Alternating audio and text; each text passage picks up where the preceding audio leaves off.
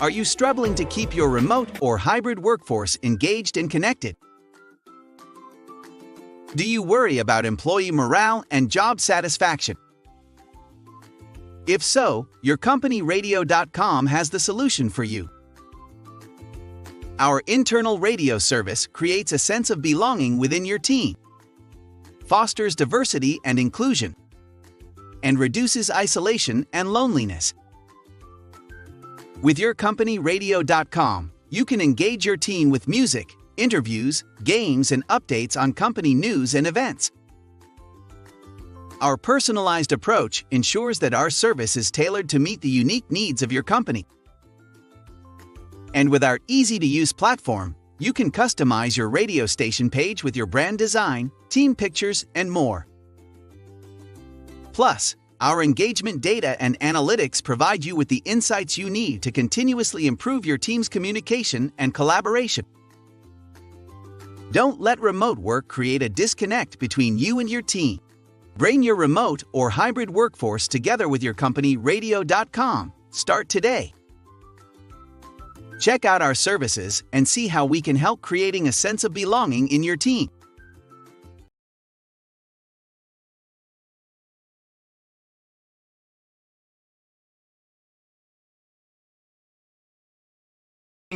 Good afternoon or good evening.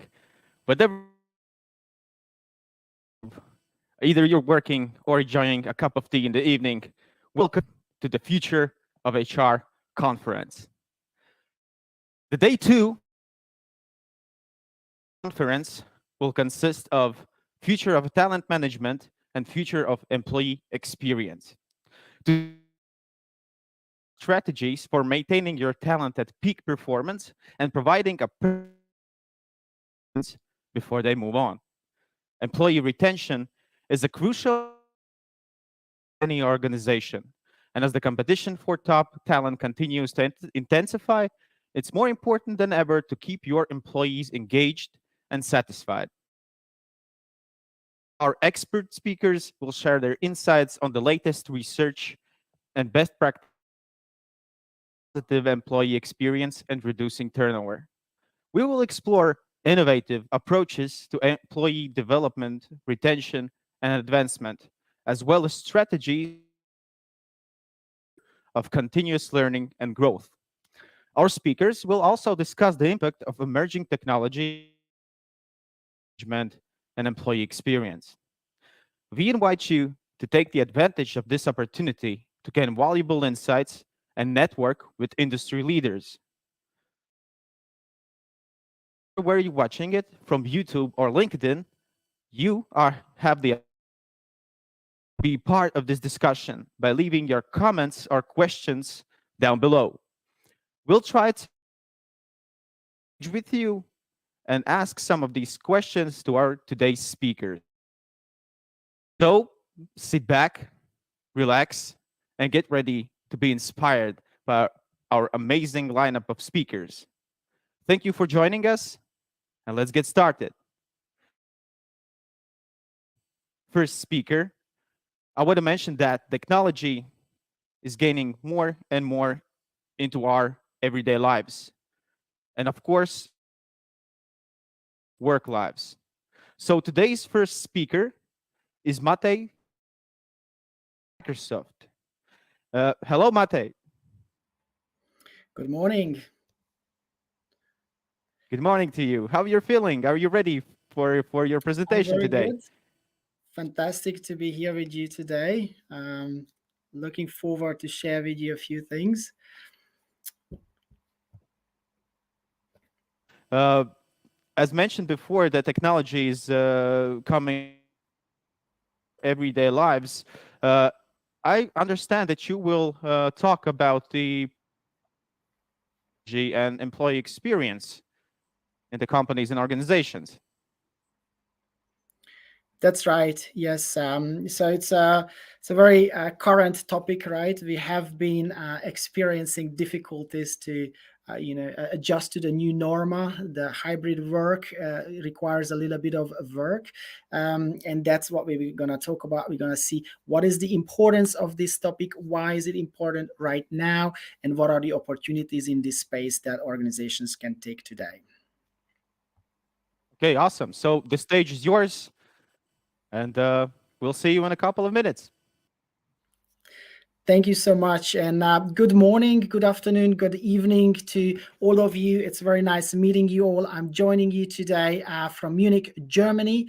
My name is Mate Such. I'm the managing consultant of Collective Conception and Enterprise Productivity and Transformation Consulting.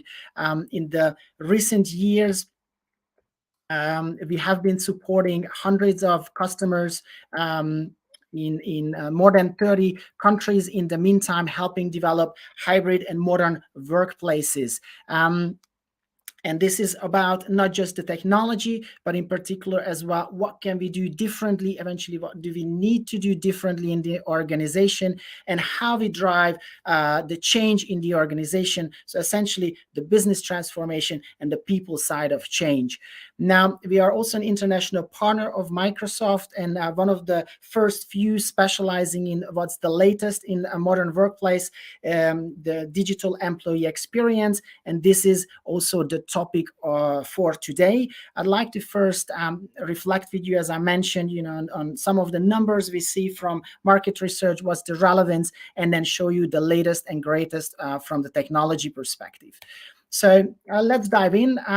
So you probably have seen there's a shift on the market, right? Employees are asking, is it worth it? Since the recent years, 53% would put eventually health and well-being ahead of work. And of course, aligning work with private life, with family is equally became important. Now, The other number from the quite extensive research that is available today, I'd like to pull out is this 52. So employees are actually actively considering switching employers, changing jobs, and of course it has different reasons. Eventually it differs a bit country to country, and also it has its fluctuations. We will see now a bit of more difficult economic climate, but one thing is clear, for very important for the employees, the belonging and the connection, right? And that has not been so easy in the hybrid work, even though that's our future. The same on well-being, as I mentioned. There has been issues, and that's took a toll on everybody. Also, learning and development. How does that look like in this new space? And increasingly, the purpose of work. So we will look at in these areas, but the message here is, we need to improve into these areas. Otherwise, it's going to be very difficult to retain and attract talent without it. And the third number down here I wanted to show you is managers, first of all, like about 50% of them saying leadership is out of touch with employees. So we are missing the overview, what's actually really going on in the organization, what are the needs. They are seeing that, but or more or better, they're seeing that, but you see most of them, they're saying they do not have the control or the means to support the employees or the changes that requires in this modern hybrid work practices. Now, on the other hand, we do see that have been organizations developing into this space for quite a while. We've been also, supporting organizations for over 8 years now on this journey. And the ones that are very good in this, right, the top performance in employee experience, they also outperform on the market. They have better innovation capabilities. They have greater profitability. Other research also shows they are up to even 40% better in attrition compared to those that haven't been developing into this space. So think about this. They have better experience to offer to employees. Their performance shows better perspectives and growth and learning opportunities, including they can also provide better pay. So if employees going to have the choice, which way they're going to choose? Yeah, it's quite obvious, and employees are increasingly having more and more chances to switch because of the remote and hybrid opportunities growing. Now, but it's not so easy, right? It's been challenging, and number one has been, even managers are saying, one of the most difficult is to keep in touch, right? And also how we keep up the culture. We've been shifting to this hybrid work very, very fast, abruptly. So most organizations haven't been prepared for that, to support this digitally and in other means. And employees have been feeling disconnected because of that in the home office. Now, one of the other results of that is, because we didn't have any means prepared in most organizations, we started to compensate with meetings. I mean, I'm sure you also felt the increase in meetings, but even since the pandemic, in the recent years, there have been an additional about 280% increase in the amount of meetings per week. So this is insane. So it's a toll on the whole organization, but also on the employees. There's a high collaboration load that exists today. And burnout has been already an issue before the pandemic. And since then, this has been, of course, through these things as well, even amplified. About 85% of the people saying they have experienced some sorts of decline in well-being. And the latest numbers, about 40-50% of the employees are at risk of burnout today worldwide. And on the top of that comes that we also we take a lot of time for searching for information, because also a lot of processes have not been yet digitally supported. A lot of the conversation information is not necessarily easily accessible, or systems are not integrated. That takes an extra toll on both the employees, but also on the productivity of the organization. And then the last thing I wanted to draw your attention to and highlight from the research is the challenge in skilling and talent development, which I'm sure you're aware of. There's a tremendous increase in skilling. So it's important for the organization for the future growth. And it's equally important, by the way, for the employees, right? So from a retention perspective, 74% of the employees are saying they would stay longer in the organization if they would have better learning and development opportunities provided to them. But at the same time, what do we see? Managers have maybe about 7% of their time left for talent development, and employees can about spare 1% of their work week on learning. So there's a lot of things to do here. We will see what everything we can do about it, how we can support the learning culture as well, the access to learning later in the examples. But I wanted to quickly highlight to you, so besides the challenges that we exist and we understand, it's also very important to understand that these are already creating a lot of costs and pressure on the organization, right? So how much does our time cost? How much time we spend in meeting? What does that cost for the organization, for example, right? Or just think about the employees that are in distress because of various things, but let's say from the collaboration overload perspective, the overtime, close to burnout, they would lose up to 38% of their daily productivity. That's again a tremendous cost, and if that's not improved, we are starting to lose employees, right, to burnout and other things, which can cost up to 2 times the salary. So, even in a smaller organizations, we're talking about here in millions of dollars that are costs that could be also optimized, from a organizational cost perspective.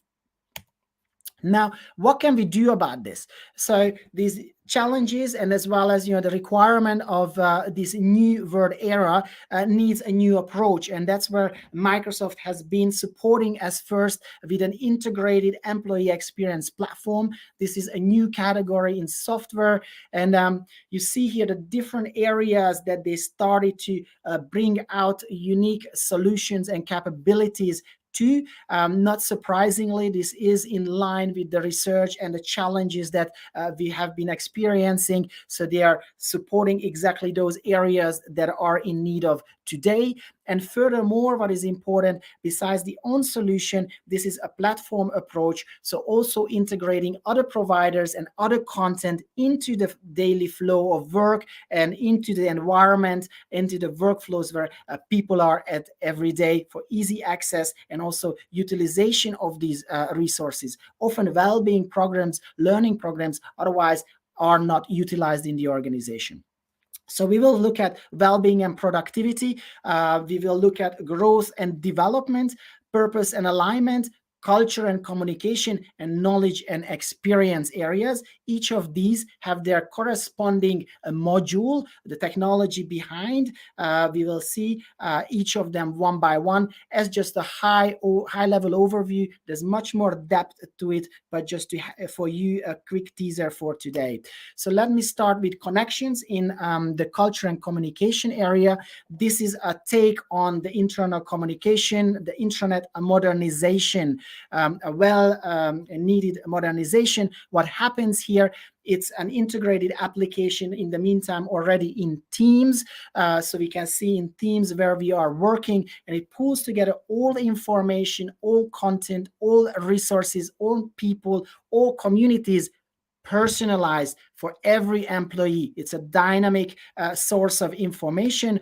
Let me show you here a bit of a impression about this. So you see here, of course, similarly as you would see it on an intranet, but again, this is dynamic content. It pulls in also the latest news from different places, the events, as well as it's accessible, of course, on mobile. It's your first one-stop shop, what's happening in the organization, and then also pulls in the application with these dynamic cards. So I can have reminders on my next learning, for example, on my tasks, but I can also engage with applications without the need of going and finding that application, the context switching, the time related to that.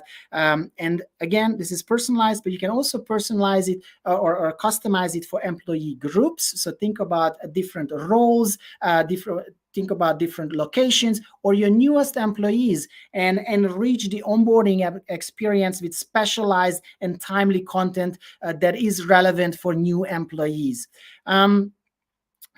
There are, by the way, behind that, a few additional models for culture that I'm not going in today, a modern take on communities, as well as managing the internal communication. So campaigns through the different channels, and measuring also the reach and performance of content. But let me go to learning as the next module. The biggest challenge, or one of the biggest challenge in learning, is, besides providing more digital access to learning, is the increasing need and dynamic of the learning and development content that we need to provide. So it's increasingly difficult to provide that from a central corporate campaign or content perspective. So you would have your LMS, where you probably have that covered, but you might have content on your intranet that is equally relevant, like a handbook, for example, or other things.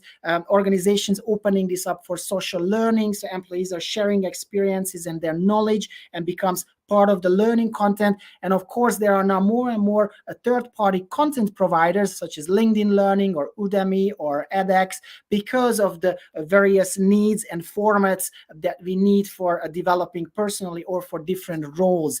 Now, what Viva Learning does is pulls all this together again into teams, into where the work is happening, and in a customized, personalized manner.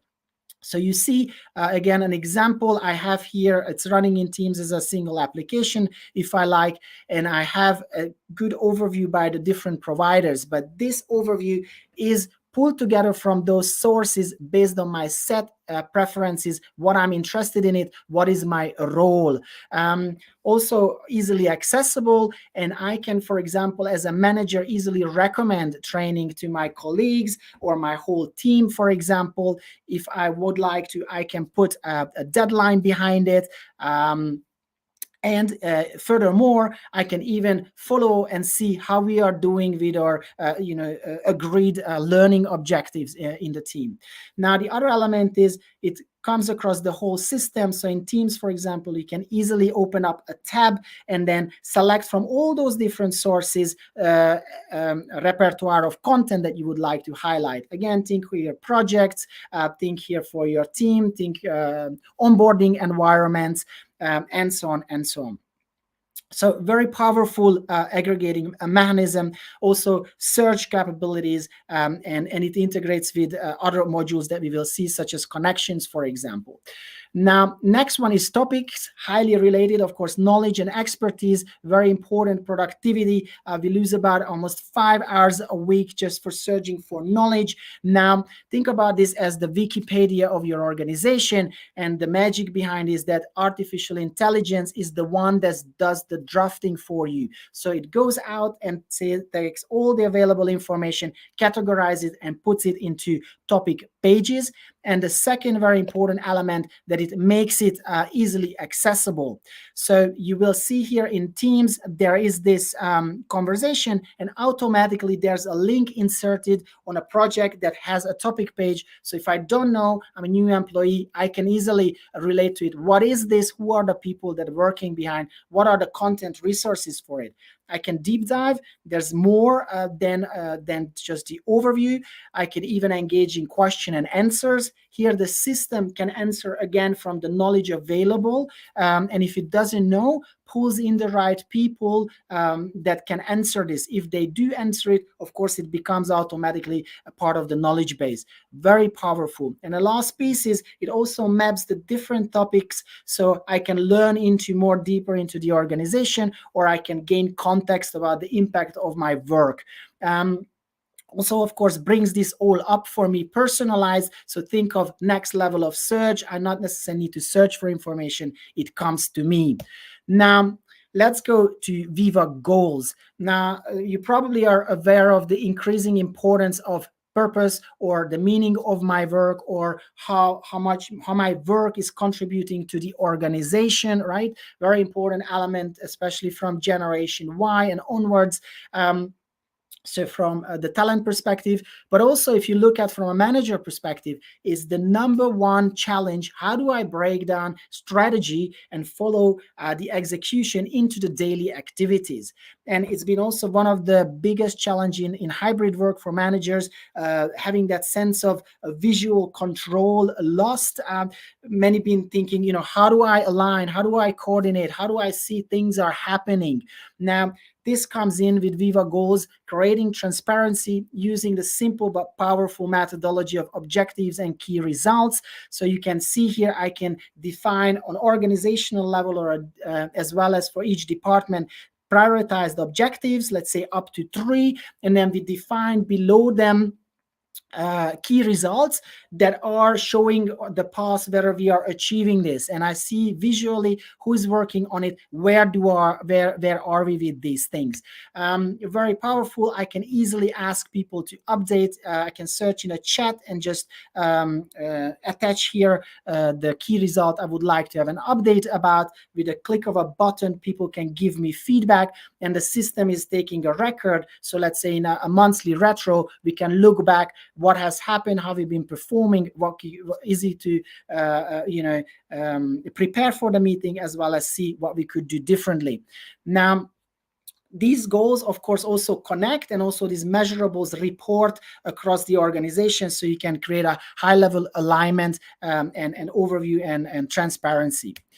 The last module I'd like to draw your attention to is the productivity and well-being. It's one of the most powerful ones in my view. On the one hand side, it gives you data and people analytics capabilities. So remember, we do not see what's going on in the organization. Now we can. You can see it on an organizational level. You can see as a team leader on your team level, but only statistics. Yeah, the personal data is protected. So only see statistics about behavioral data and how that impacts people, how it impacts work. But we also do see on personal level directly our own data that is only available to us. And why? Because these insights are helping us create healthy and more productive habits in the organization. And the other element is it comes with a whole set of tools and that help us to improve on this journey. You see here a few impressions of this. Again, from a personal perspective, it reminds me, for example, that take time apart for a project to work on without disruption, or check in with another colleague, stay in touch, promotes a feedback culture, which is very important for the organization, as well as helps to take more breaks, and use breaks helps distress or focus or prepare, for example. So these are different tools. And there's a whole variety more of them. It also can help you wrap up, for example, your day from a productivity perspective. It's important. Have I gone through all my things? Reminds me of emails, but also to have the possibility to switch off at the end of the day. As a team manager, I can see day-to-day up-to-date data with a click of a button, and follow how my team is doing and spot if there are issues. For example, overtime is rising, collaboration load is rising, and gives me also ideas what to do about it, as well as some tools that I can agree with my team, and then we collectively can work on it. Now, I do see that also as a leader on an organizational level, and I can address complex topics such as engagement, innovation, meeting culture, agility, or even customer focus. Now, this is what I could put into a short 20 minutes for you today. Just a quick summary. The current shift requires your attention and investments so that you actively modernize and continue with the maturity of your workplace development. Now, you have tools, probably haven't used those to the extent, but you see new tools are very directly impacting key areas that are required. But you also need to empower your managers further, just not with the tools, but with additional support programs, and help develop the digital teaming, the new work culture, where the insights and these tools are very, very helpful. Now, the last piece on this block is employee experience areas that we just looked at. They are all impacting engagement. Yeah, and engagement drives business results. So we need to go below engagement, address these areas if you would like to improve. And many of these solutions easy to access and easy to start with, but make sure that this becomes over time a company effort, a larger strategy. So bring in your stakeholders, employees early, and drive adoption and change very consequently and planned over time, because we are talking about here collective routines. It's everybody's business. By the way, this is something that we also specialize in, helping organizations deal with this, plan it, drive it. And then the last piece, besides talent concern that you might have, this also brings a lot of cost savings and performance potential. So your improvement into this, whether it be investments on technology or in efforts of driving the change, will find high ROI.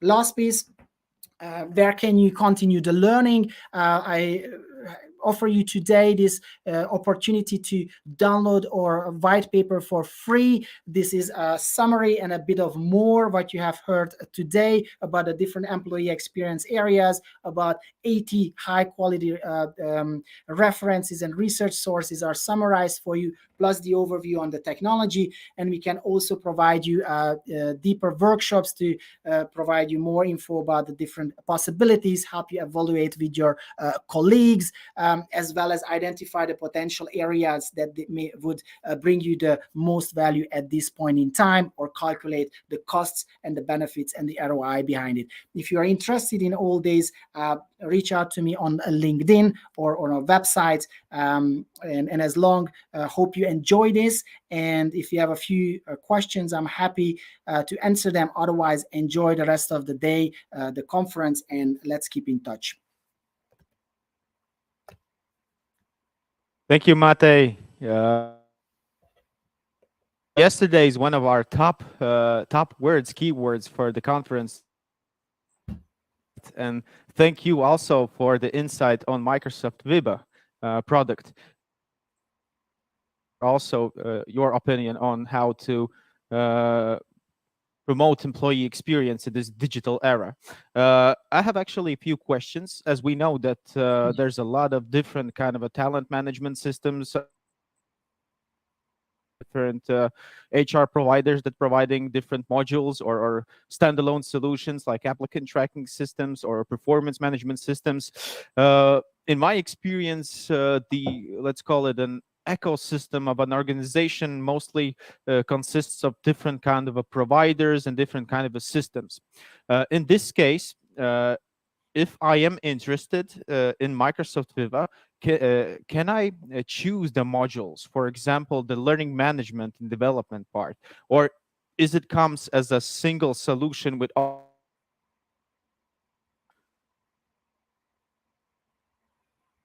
Mm-hmm. Yes. So for a moment, the connection broke, but I understood, the ecosystem as well as Viva being as a package or modules. My answer to this, I think, that's exactly one of the key aspects here. That first of all, let me start with the second question. So Viva, of course, you can access in different modules. Yeah, some of it might be already available to you if you're a Microsoft user, so such as connections, for example, or some elements of learning, for example. And then there are premium features that you can book extra to it, or you can take the different modules one by one.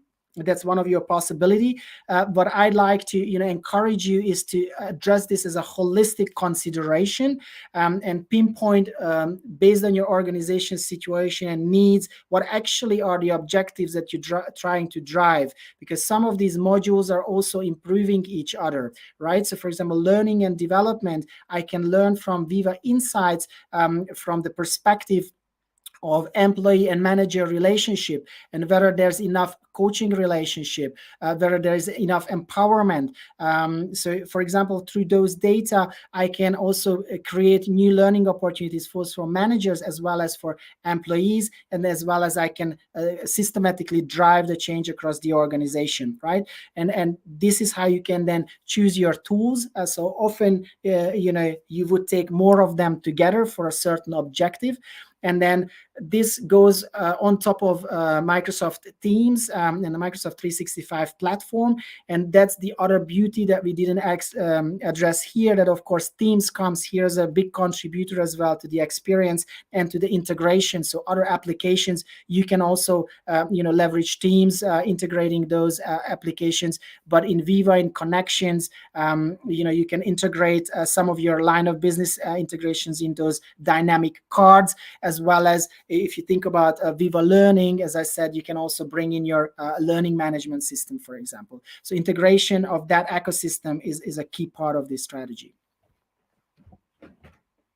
Cool. Thank you for the answer. And as we have listeners all across the world, from Spain, India to Helsinki, Albania, and then Mojave and Kenya, there are different type of businesses, different sizes, different industries, different markets.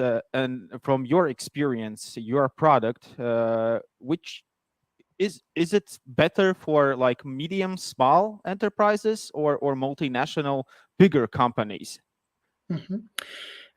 So I've been working with organizations of all sizes in all industries, because the way we tend to work is been very similar, right? We learn the same things, we bringing the same heritage into it, but not saying that you do not have specific needs. Of course, we can address those, but if you think about these technologies, even with Viva, I've been working with relatively small 50 to 80 people organizations, and some of our clients are in the 100 and 120,000 people space. And in both cases, it provides value, right? In the large organizations on the scale, in the smaller organizations, to have something to build up the systems on, or build up a lot of the support with Teams and Viva capabilities, because it can provide a support for a lot of things, and you do not necessarily need to take specialized software yet, because you're a smaller organization. In a larger organization, it's about the integration and it's the added capabilities. So in all sizes, in all industries, there is a strong value. And by the way, if you're interested in this, we are more than happy to also calculate this for you, pinpoint this for you, and see how exactly it would fit to your organization.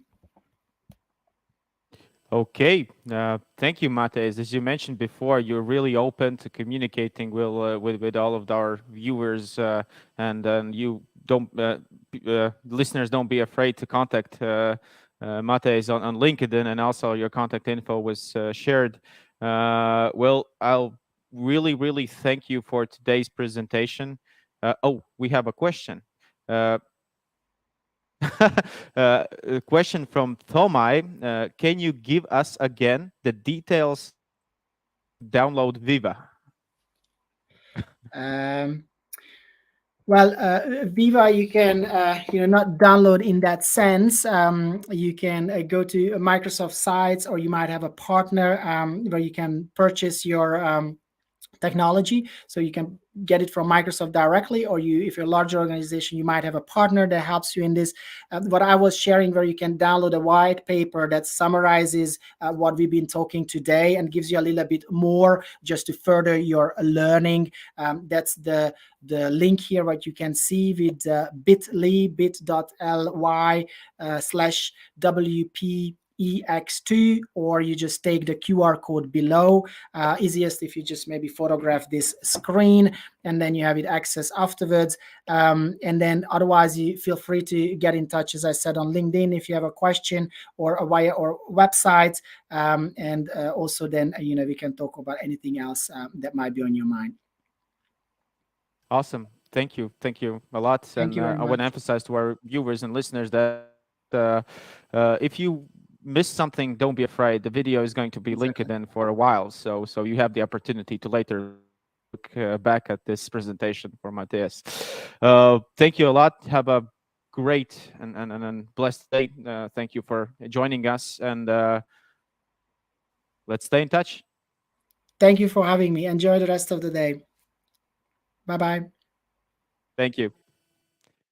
As we're moving forward, our next speaker is already waiting for her opportunity to speak and to give her insights. I want you to introduce, guys, country manager from Baltics at Zalaris, Ingrida. Ingrida, are you with us? Yes, I'm here. Thank you, Nauris. Nice to see you. Hopefully the connection is okay. We had a little bit of trouble on this side, but I think that right now is everything is okay. It seems to be. Seems so. Yeah, let's hope for the best. Okay, super. Yeah, as you heard, we have a really wide audience also yesterday and today from different kind of states all across the globe. And you have a pretty interesting theme for us today. So without further ado, the stage is yours, and let's meet you in a couple of 25 minutes. Yes, thank you very much. So my name is Ingrida Stahlberger, and I represent a company called Zalaris. We are one of the Europe's leading provider of HR and payroll solutions as well as services, and we help the businesses transform their HR digitally. And it's really my true pleasure to be here also this year with so many HR professionals who are all eager to prepare themselves for what's ahead of us, the future of HR. And for today, I have chosen maybe quite an interesting topic. This is something that we at Zalaris see as one of the three key workplace trends that are already shaping our future in 2023 and definitely also beyond. So namely, pay on demand. And I personally believe that it's worth looking at this topic both from the perspective of the gains, but also for potential risks. First, let's have a look at a typical day that a nowadays employee may have. Let's call him Henrik, for example. So Henrik wakes up and he takes his mobile phone, where he probably books his workplace for today in a shared co-working type of office. Then he checks what the weather is going to be, and it's forecasted quite nice. So he decides that it's a good day to rent a scooter. So he does that through a mobile app and heads to his workplace. While being on the way, he probably listens to his favorite music on the streaming app. And then he arrives in the office, and maybe today he finishes some learning course online where he gets certified. So Henrik thinks, what a great achievement, I should reward myself. And he orders a pair of new boots online. So we have come to the afternoon. As always, weather forecasts are not that precise, so it starts raining. So he decides to take a taxi through a mobile app again. While being on the way, probably he makes some dates and matches on Tinder. And when he reaches home, he have ordered the dinner and enjoys the evening also exploring some traveling for his summer vacation plans. And I think this list could be continued and continued because nowadays, on-demand service industry is an integral part of basically every aspect of our daily routines. And getting what we want here and now, it's what the on-demand services and shared services is really about. And we see it as a norm already in industries like mobility, retail, tourism, entertainment, and also HR, because let's think of, for instance, personnel rental, all the self-services that the companies offer. But what about the remuneration then? Has that been left behind? And I think we all agree that we start to hear more often, for instance, that in many countries, the normal 5-day working week is being challenged. So maybe a natural question then, is the pay frequency the next? So there are several payout frequency options in the world available. Let's have a short introduction to all of those. First, on the left, we have a piecework pay, and that is standing a bit aside from the normal payment cycles because a worker is paid a fixed rate for a piece of work or produced action, and he's getting paid regardless of time. But then on the right side, we have monthly payout, and it is saying that paying employees 12 times a year on fixed dates is, of course, the cheapest option from the payroll perspective, and it's also the easiest to administer in terms of taxes and other contributions to the government. And definitely, at least in our Baltic region, this is seen as the most popular option that we have. The next is bi-weekly and semi-monthly payouts, and there are slight difference among these. So within a bi-weekly cycle, employees get paid on a specific day of the week, every second week. And it makes the payroll administration easier and cheaper, but it can make things complicated for the employees. They will receive their pay on different dates each month, and sometimes they might get 3 payouts in 1 month rather than 2. But by the way, this is the most common method used in the United States. In a semi-monthly cycle, employees get paid on specific dates twice a month, and this removes the headache of bi-weekly and gives employees more stability in their cash flow, but it also makes some calculations harder, for instance, overtime, which might be split up across 2 paychecks. The third one is weekly payout, and it can be any day of the week, but according to researchers, the most popular day is Friday.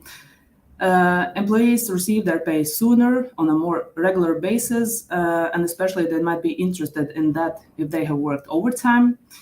It helps them manage their cash flow better. However, they are more expensive and time-consuming for the businesses to run. And the fourth option here is on-demand pay, the topic which we'll be looking into today. So basically, payouts are being made according to employee requests. So pay-on-demand concept as such is also known by name earned wage access, and basically it gives access for employee to some or all of the salary as it's earned. And it is believed in the market that Gen Z employees will take such pay flexibility for granted. Also, it is believed that companies offering pay on demand can make their employees happier, more productive, and more likely to stay within the business. And the pandemic certainly played a big role helping people understand that the benefits of being able to treat their accrued salary account as maybe a small bank account. While the advance payments that we know well already have been in the market for much longer, they serve a different purpose, because with pay on demand, you actually can access only the money that you have already earned. Thus, it's believed that there is no risk of accumulating debt.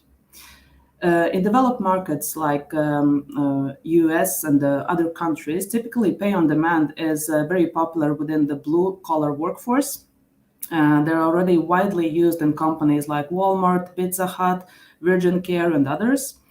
Whereas in the emerging markets, where financial literacy is maybe not that high and large segments of populations are financially underserved, pay on demand can have much broader impact.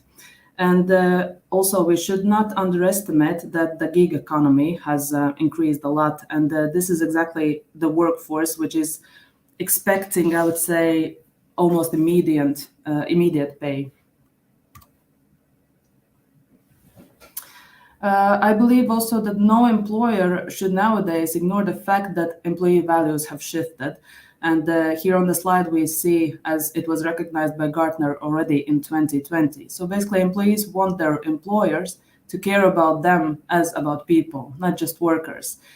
For example, in the United States, where earned wage access is already well established, the surveys show that 9 out of 10 employees want flexible pay.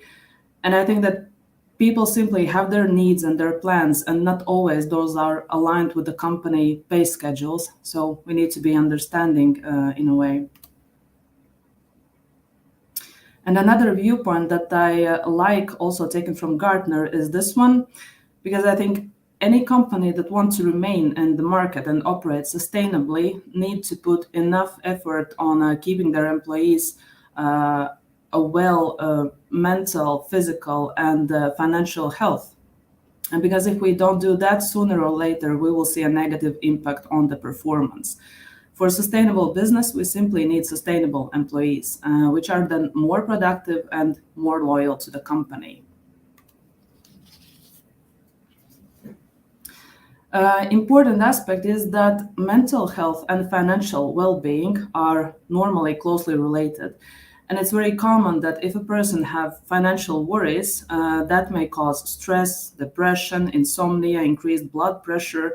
And for an employer, that will accordingly mean that this employee is frequently absent, not productive, And if we only look at UK alone, according to latest data, the cost of such lost productivity stands at around £57 billion. So that's an impressive number. And in January this year, in the same UK, employee assistance program vendors have said that there is really a surging demand they see for their services, that employees struggle to cope with the cost of living crisis that we all know have taken the place recently. And there is a rising demand for support and advice on finance and debt. Actually, at Zalaris, we are also just now in April launching our cooperation with one of such vendors. They're called Health Assured. So I don't yet have my own insights to share with you from the EIB program vendor, but Health Assured have shared some data from their analysis with me. And these, I think, are really worrying numbers. And when they compare 2022 to 2021, then they also saw that there has been almost 20% increase of the calls where they have helped employees and guided through various questions. There are a lot more of negative mood and depression, including the financial worries coming from the employees. And then also much more cases where they have provided legal help to employees. And both Health Assured and other vendors are warning us that this is only the beginning. This year will be a year where much more employees will struggle with similar type of issues. So now let's imagine that this employee whom we saw on the first slides, Hendrik, his employer has decided to tackle this situation and decided to launch pay on demand in the company. So Hendrik is basically happy. What a great employer he's going to have providing such flexibility. Hendrik thinks I will be able now to plan my finances more agilely, and also I will be able to get my money more discreetly, because with pay on demand instead of advance payment, you don't need to turn to HR with a request and probably put yourself in a bit uncomfortable situation. There's also recruiting and marketing teams, communication, who will be really excited about this because they see it as a great benefit to be promoted in order to attract new talents. They also see it as something that will boost companies' reputation and probably should also boost employee engagement. And then HR comes into the picture. Are they prepared technically and mentally? HR is likely to have a lot of questions in regards to how will the legal aspects be treated?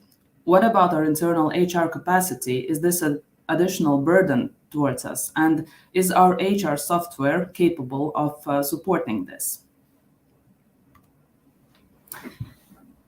Yeah, but in terms of worries, so our marketing guy, let's call him so, he can go rest and just wait for the solution to be launched because he really doesn't have any worries. He's just super excited about this. HR is unfortunately left with their questions, but we will tackle those by the end of the presentation. So now a bit more about Hendrik. So is it only the positive emotions that he is going to face? Well, not always, I would say, because according to other researches, there are various risks that we would need to consider also from the employee perspective.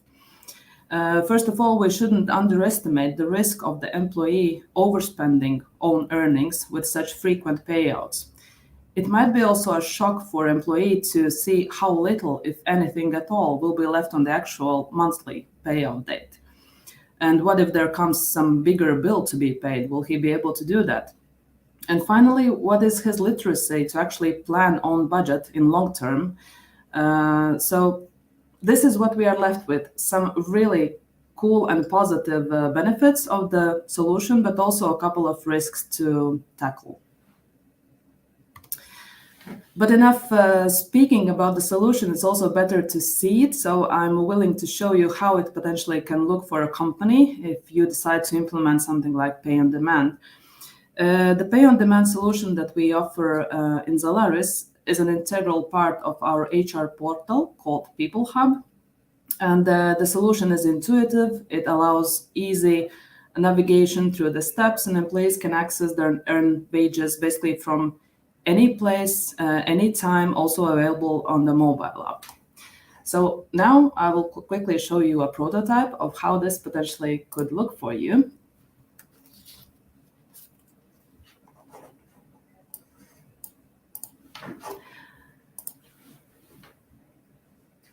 So here you can see in our People Hub a set of tiles that employee sees, and this can be done in various ways, but this is maybe one of the most popular layouts.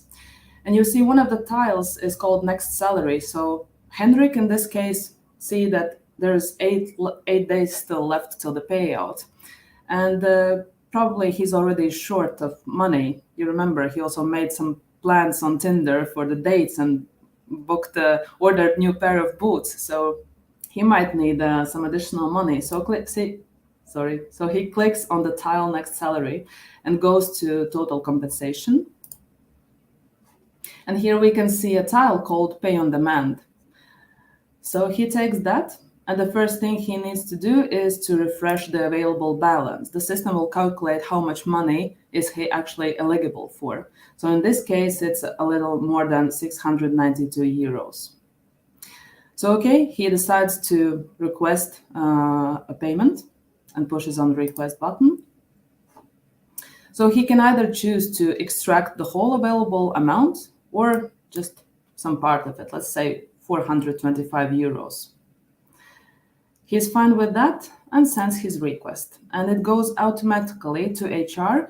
We do not suggest to have any additional manager approval workflows here, and then it's automatically transferred to the payout.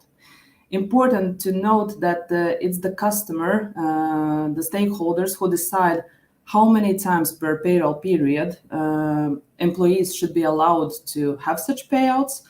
And also you can set the percentages of how much of the available money employee can get, whether we include all of the pay components, like the base pay, overtime, or only some parts of that.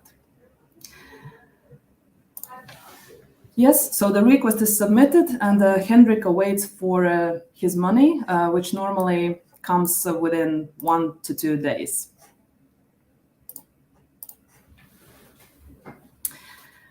But we are back to our HR because, as I said, they were left with their worries. And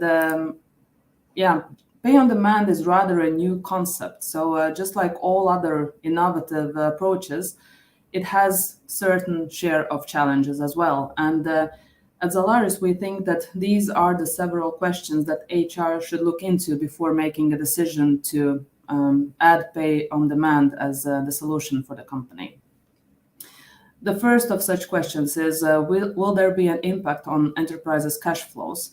Because changes in pay schedules can mean a disruption to companies' cash flow management and forecasting, as well as that may lead into added administrative burdens, which we already saw on the previous slides, like how big is the HR capacity internally. And maybe for some companies, if going this way, a good idea would be to actually outsource HR payroll management to a vendor. The third aspect is if and how Pay on Demand will impact the tax calculations and payments to the government. Because due to the personalized nature of such payments, employees may be withdrawing cash during non-standard financial cycles.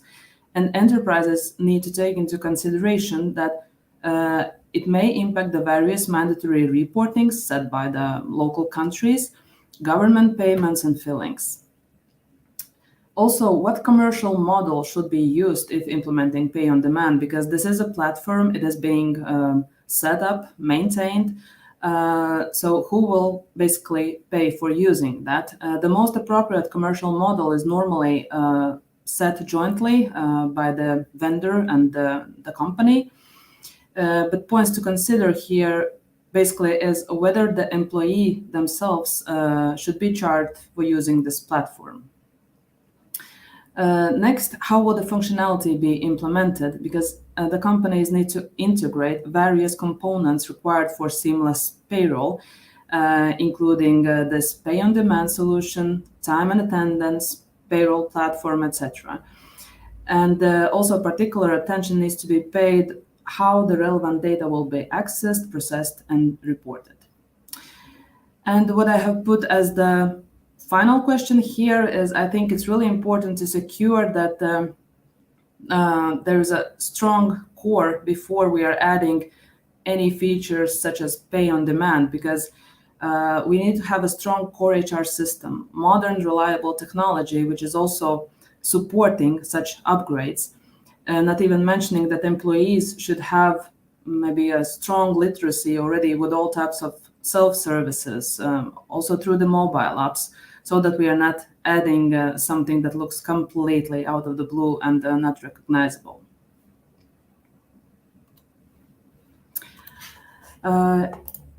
Yes, but whether or not your company will at some point implement pay on demand, with my today's topic, I basically just wanted to illustrate what type of the new employee expectations could land on HR table already this year and going beyond. So I would wish you mostly to be mentally and technically prepared for this, because what we think is new today will be a norm tomorrow. We know that already. So yes, by that I'm saying thank you for your attention, and let's see if there are any questions. Thank you, Ingrid. I really love the start of the presentation. He looked kind of like a Gen Z perfect guy. Yes. Mobile bell stuff, but yeah, to summarize it, that I completely agree with you. That I also saw. So before the start, and actually at the start of COVID, there were a couple of startups that were kind of promoting the pay on demand action, because even then the system has been changed. Came into it, but I think that this is of the future that I think that not only the 5 working day is kind of outdated, but the pay once a month is also expendiures over the month, and we know that inflation that is worldwide and all of different expenditures, and this is actually a pretty cool option, not to be uncomfortable to go and ask for the money to banks, to creditors, or use credit cards, which gives them also a financial debt, but for their employees to give they need for like everyday expenditures, of course. And the question for you is that how do you see the future? This is going to be a trend in future, or is this for a couple of can use this as a let's say promoting their employer brand? Is this going to be a potentially a trend in the future, or are we going to stay with the monthly payouts, or like 2 times a month? First, I can say that at least we see an increased interest into this product, and some of our customers are also now willing to pilot this. But as I said in my presentation, we are still in some baby steps with this kind of solution, and I think that only the time will show for which industry it's most suitable, because I also covered a couple of risks, and I need to be honest that it's not clear yet for me, will there be a bigger proportion of gains or the risks in the end. So we need to give it some time to see how it works. And I think really it will be tailored towards what type of company it is, what type of employments they have. So I will be more than happy also to share my insights when we are ready with our first customers and see how it goes for them. But that will be after a while. Awesome. There are some, and I want to remind to our listeners that all of this conference is going to be here for a while on LinkedIn, so you can review our presentations, especially Ingrid's presentations, because it looks like everyone liked the analogy, not only me, and then that you gave to us. Yeah, as usual, I emphasize that for our listeners that they have any questions, not right now maybe, but later if they watch this video on recording, they can contact you. I think that you're really quite open via LinkedIn also, right? Yes, sure. Cool. So thank you a lot, Ingrid. Have a great day. and we're going to move to our next speaker in the schedule. So take care, and thank you one more time for the presentation. Thank you so much. Bye. Okay, guys, our next topic is about the learning and development. It's also about the development of our employees, reskilling. And our next speaker is representative and actually a CEO of one of the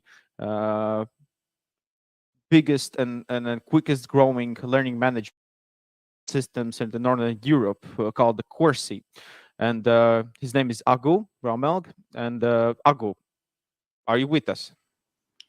Yes, I'm with you. Awesome. Great to see you. Yeah, quite Good. an interesting subject you have for us today. Yes. Artificial intelligence. Yes. Artificial intelligence and then... Yeah, excuse me. Yeah, the topic is very interesting and very relevant for today because this is something that is going to change and is already changing our lives. So I'm very eager to talk to you and share thoughts about that. Yeah, actually, I want to emphasize I'm deeply interested in HR technology, and in the past couple of years, from my own experience, I noticed that the learning management and learning development industry is one of the rapidly growing industries all across the world, because organizations understand that business, they have to develop their personnel. So without further ado, the stage is yours, and please give your insights on the presentation that you have. Thank you. We are going to talk about AI and the future of talent development. Let me first introduce myself a bit. I'm a CEO and founder of Corsi, but my background is mainly international. I've been in C-level roles in different businesses in Scandinavia and Baltics. My recent job was in European Innovation Academy, where we teach young people how to create startups from zero to hero in 2 or 3 weeks. And my passion is actually to train people. So I've been doing management trainings for over 15 years. So that is where my knowledge comes for learning management systems. But let me share you a few words about Corsi digital learning system also. It is meant for medium and large companies, and it is covering all aspects of people development from onboarding to offboarding, covering reskilling, upskilling, and compliance management, and different aspects of employee development. So, and our award-winning system actually provides 5 times more efficiency with its content creation with AI, with integrations with HRM systems, with automations and analytics, and in near future external content that you can access through the system.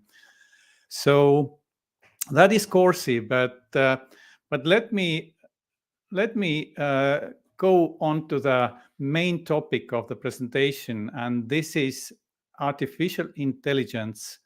And the question is first, why AI, and what is AI, and why we need to consider AI for talent development, or should we be afraid of AI? Should AI take our jobs? Or are there any risks associated with AI?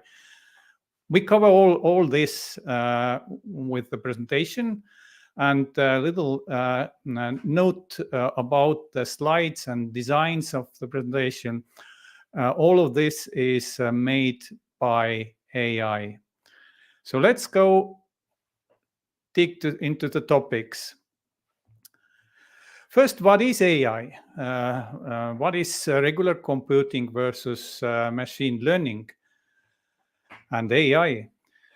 So how could, for example, machine draw or recognize a cat? Those cats, by the way, are drawn by AI. But if we want to teach computer to draw a cat, then it probably looks like something like that. So you define specific rules how to draw a cat, draw a circle, draw ears, draw eyes, and so on. And when you run the program, then you get a picture of cat. Do you like the picture? I personally don't like it because it's, well, something 3-year-old kids could draw. But now then we have a question how we can get computer to draw nicer cats or to recognize cats or make difference between cats and dogs. So that's an entirely different solution, and that's where machine learning comes into play. So we basically teach computers as we teach our children. Well, this is a cat, this is a dog, this is a hen, and this is a rat. So basically what you do is you expose machines, computed with several hundreds or even more pictures of different cats and different subjects, and then you can teach computer, and computer itself generates an algorithm how to recognize cat and how to differentiate it from dog. So machine is actually learning from data, learning from patterns, and generating algorithm by himself, and then improving the algorithm. So that's how machine learning works, and that's how AI works. It works actually pretty much the same as we people learn. So now we come to generative artificial intelligence and the large language models. What is this? What are large language models? It's the same as the example we just saw, where a computer learned from cat images. But now imagine if computer learns from all the information, what is textual information, what is saved and what is available. That is enormous amount of information and enormous of knowledge computer can actually gain and learn from this information. By the way, as a fact to you, 90% of the world's information is generated over the last 2 years. So there are vast amounts of information. And that's how the new developments have emerged and new technologies have emerged.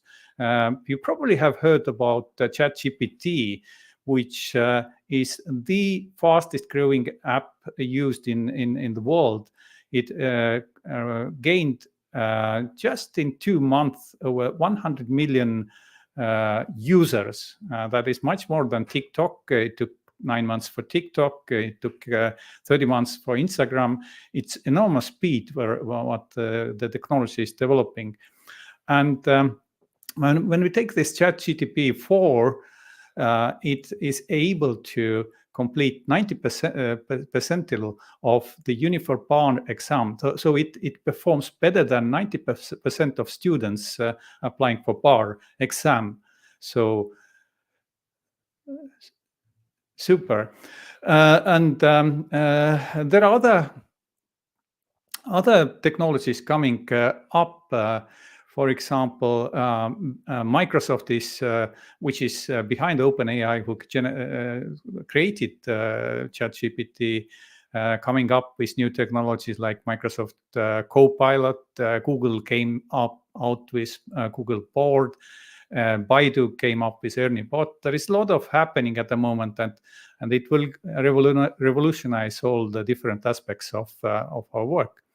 So If you look, for example, onto this picture, what do you think? Is it a photograph or is it AI generated? Of course, the correct answer is the AI. It's an AI generated picture. And look at the detail. It's a really realistic picture.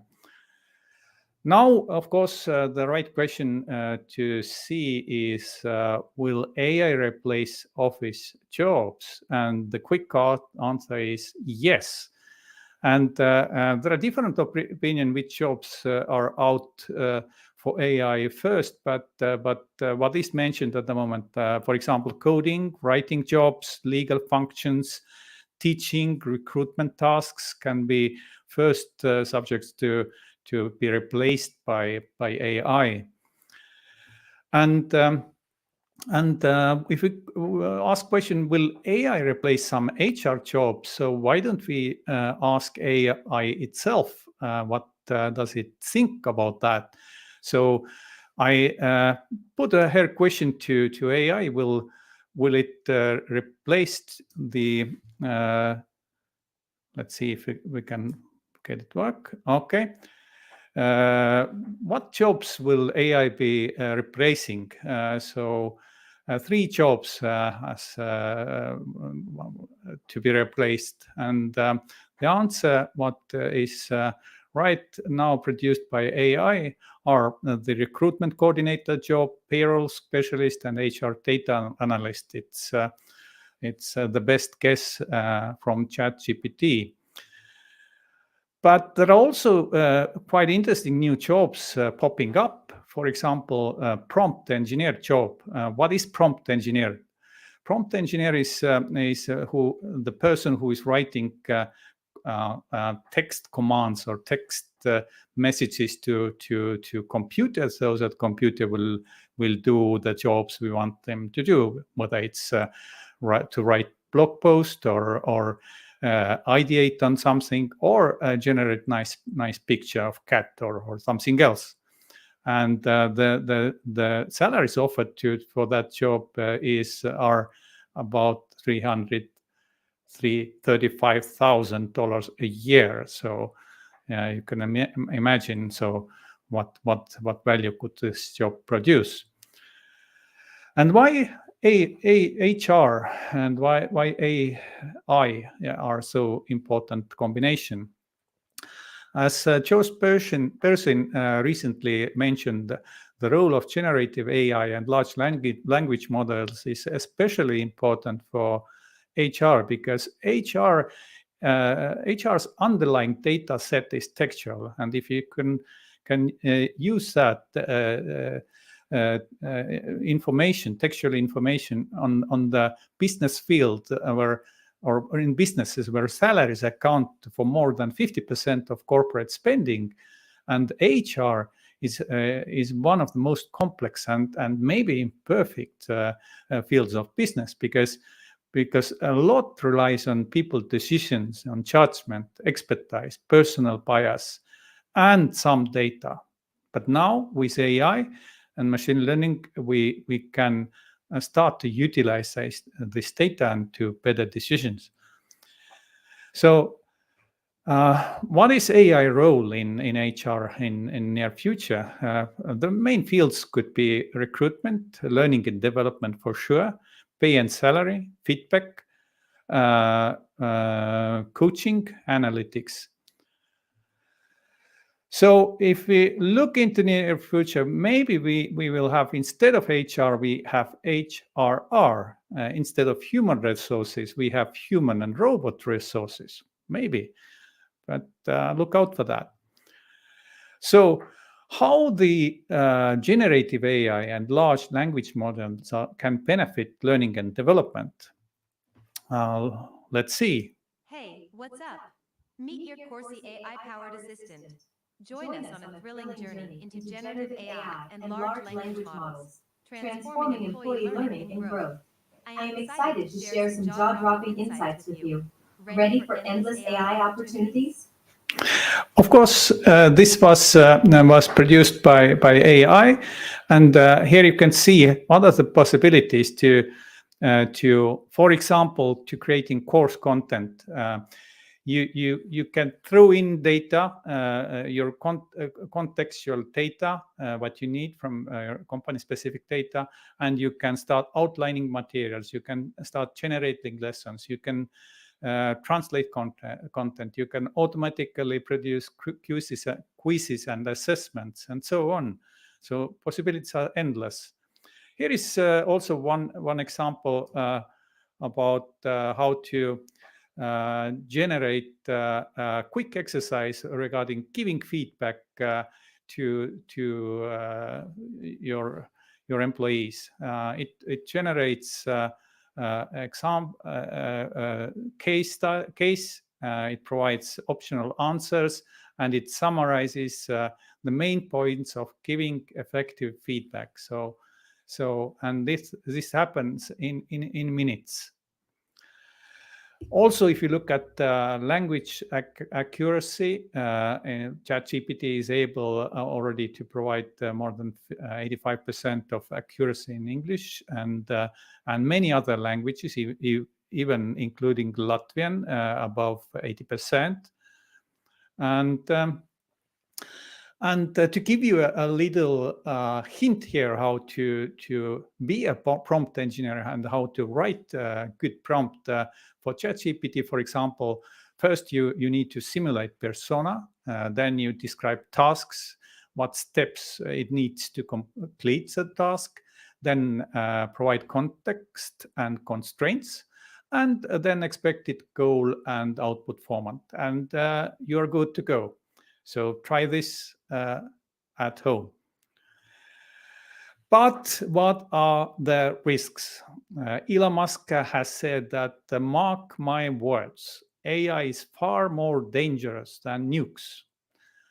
I don't know, is he right or not? But there are some risks. There is already now a question: who is talking? Is this a machine or is this human? Will AI intend to take over the human's world? If AI is trained by large amount of data, and we humans are not perfect. We make mistakes. We lie. We have our biases. We are prone to manipulation. Will AI take over all those human things and try to experiment on those aspects, or will AI to use fake identities? We don't know, but we definitely have to bear in mind and mitigate the risks. And there is also a little dirty secret about AI. AI needs a lot more computing resources than traditional computer search, about 5 times or more. So there is extensive use of AI and needs extensively more energy. But what we must consider is that we are now on the sixth wave of innovation. Well, we started with water engines, steam engines, we went to electricity, when we went to electronics, we went to networks and internet. And all the time, the pace of change of innovation has been quicker and quicker. And now we are on the sixth wave of innovation with AI. And there is no way out of that. So yeah, AI is here. And for sure, AI will replace some jobs. AI will definitely revolutionize HR and especially learning and development. But at the same time, you need to be aware of the risks and mitigate AI risks. But there is no way out. You have to adapt or to be left behind. Thank you for your attention and listening to the presentation. Maybe you have any questions. Thank you, Augu, for the brief and summary of artificial intelligence. Well, scared, but at the same time, I'm curious what the future holds us in the field of artificial intelligence. And your GDP4 and all of other tools is just like mind blowing. Each and every hour and minute of our days, it just develops itself to be a better analyst and a better like companion in our everyday basis, especially in the field of business development. But to ask you, actually, you had one question about the feedback on artificial intelligence because the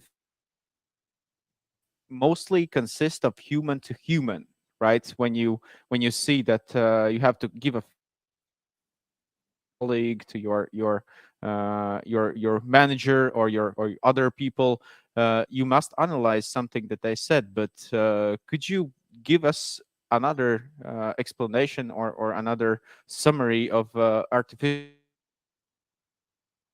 feedback within the company, within our everyday basis? How it can help us? Yeah, to be honest, Corsi is already using AI on everyday basis in manual mode at the moment, but integrating it to our products also. For example, how you can use large language models like GPT-4. So you can first use it for analyzing some content. You have a heavy content and you want to get quickly overview. You throw this content to ChatGPT and you get summaries. You can even use AI to summarize some content-heavy web pages, or then what we've done also we've used AI for ideation. You throw a problem to AI, and you ask ideas and novel ways to solve this problem. And of course, you use the information, you iterate on that. You can go back to AI and get responses, and that's how it works. It's conversational AI we are talking about, and you can throw in a situation. You can ask solutions for those business situations, and you can easily generate kind of like I showed you. You can easily generate an examples of feedback situation. You can put in real situation and then ask AI to provide good ways to give you feedback for that situation, and you get the response in a minute, and you get also the instructions how to give feedback to your employees. Okay.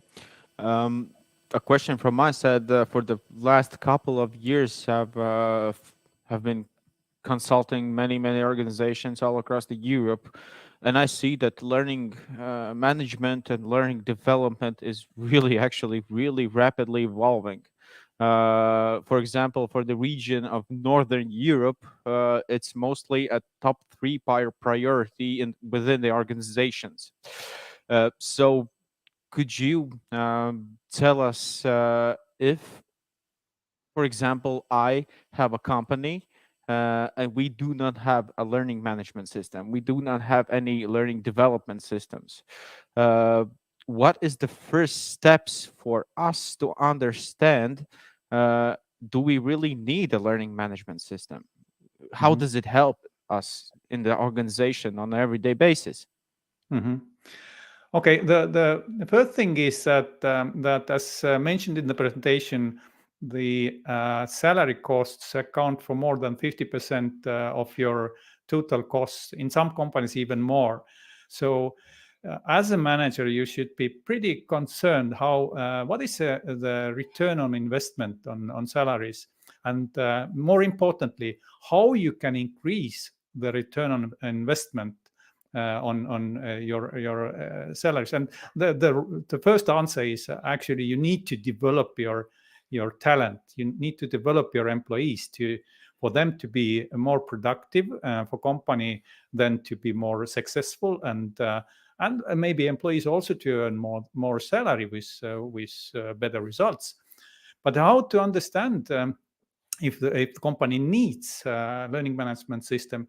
If the company is at least 100 employees or more, there can be a serious need already to digitalize employee development and to make it much more effective, to have an overview of the whole process and guide the process to better results. The easiest thing to get more insights is just to book demo with us, and we can explain on examples of tens of other companies who have been successful in implementing digital learning system, how it can be done, and we can find the specific needs of your company and elaborate on that and configure the system according to your needs. Thank you, Ago. It was a really interesting overview and excursion into the history of AI and also on how we can help our organizations to develop our personnel. And your contacts, you're really open also, as all of our speakers Of are really course. also open to conversation with all of different our viewers for all across the world. Thank you a lot. It was a pleasure to listen to your presentation. I think it's the topic number one right now, with all of the interesting AI tools that are developing all around the world by each minute and by each second, actually. And have a great day. And we're moving forward to our next speaker. Thank you. We had a really interesting view of artificial intelligence on our daily private life and also into our organizations.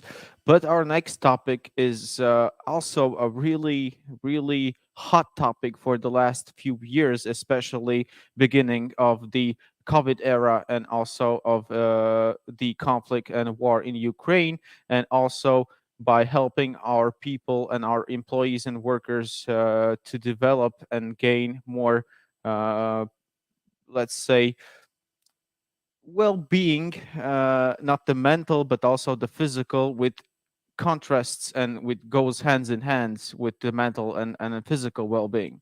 And our next speaker is Kęstutis, and Kęstutis is a CEO of a really interesting platform that provides your employees to take care of themselves for the budget of the organization.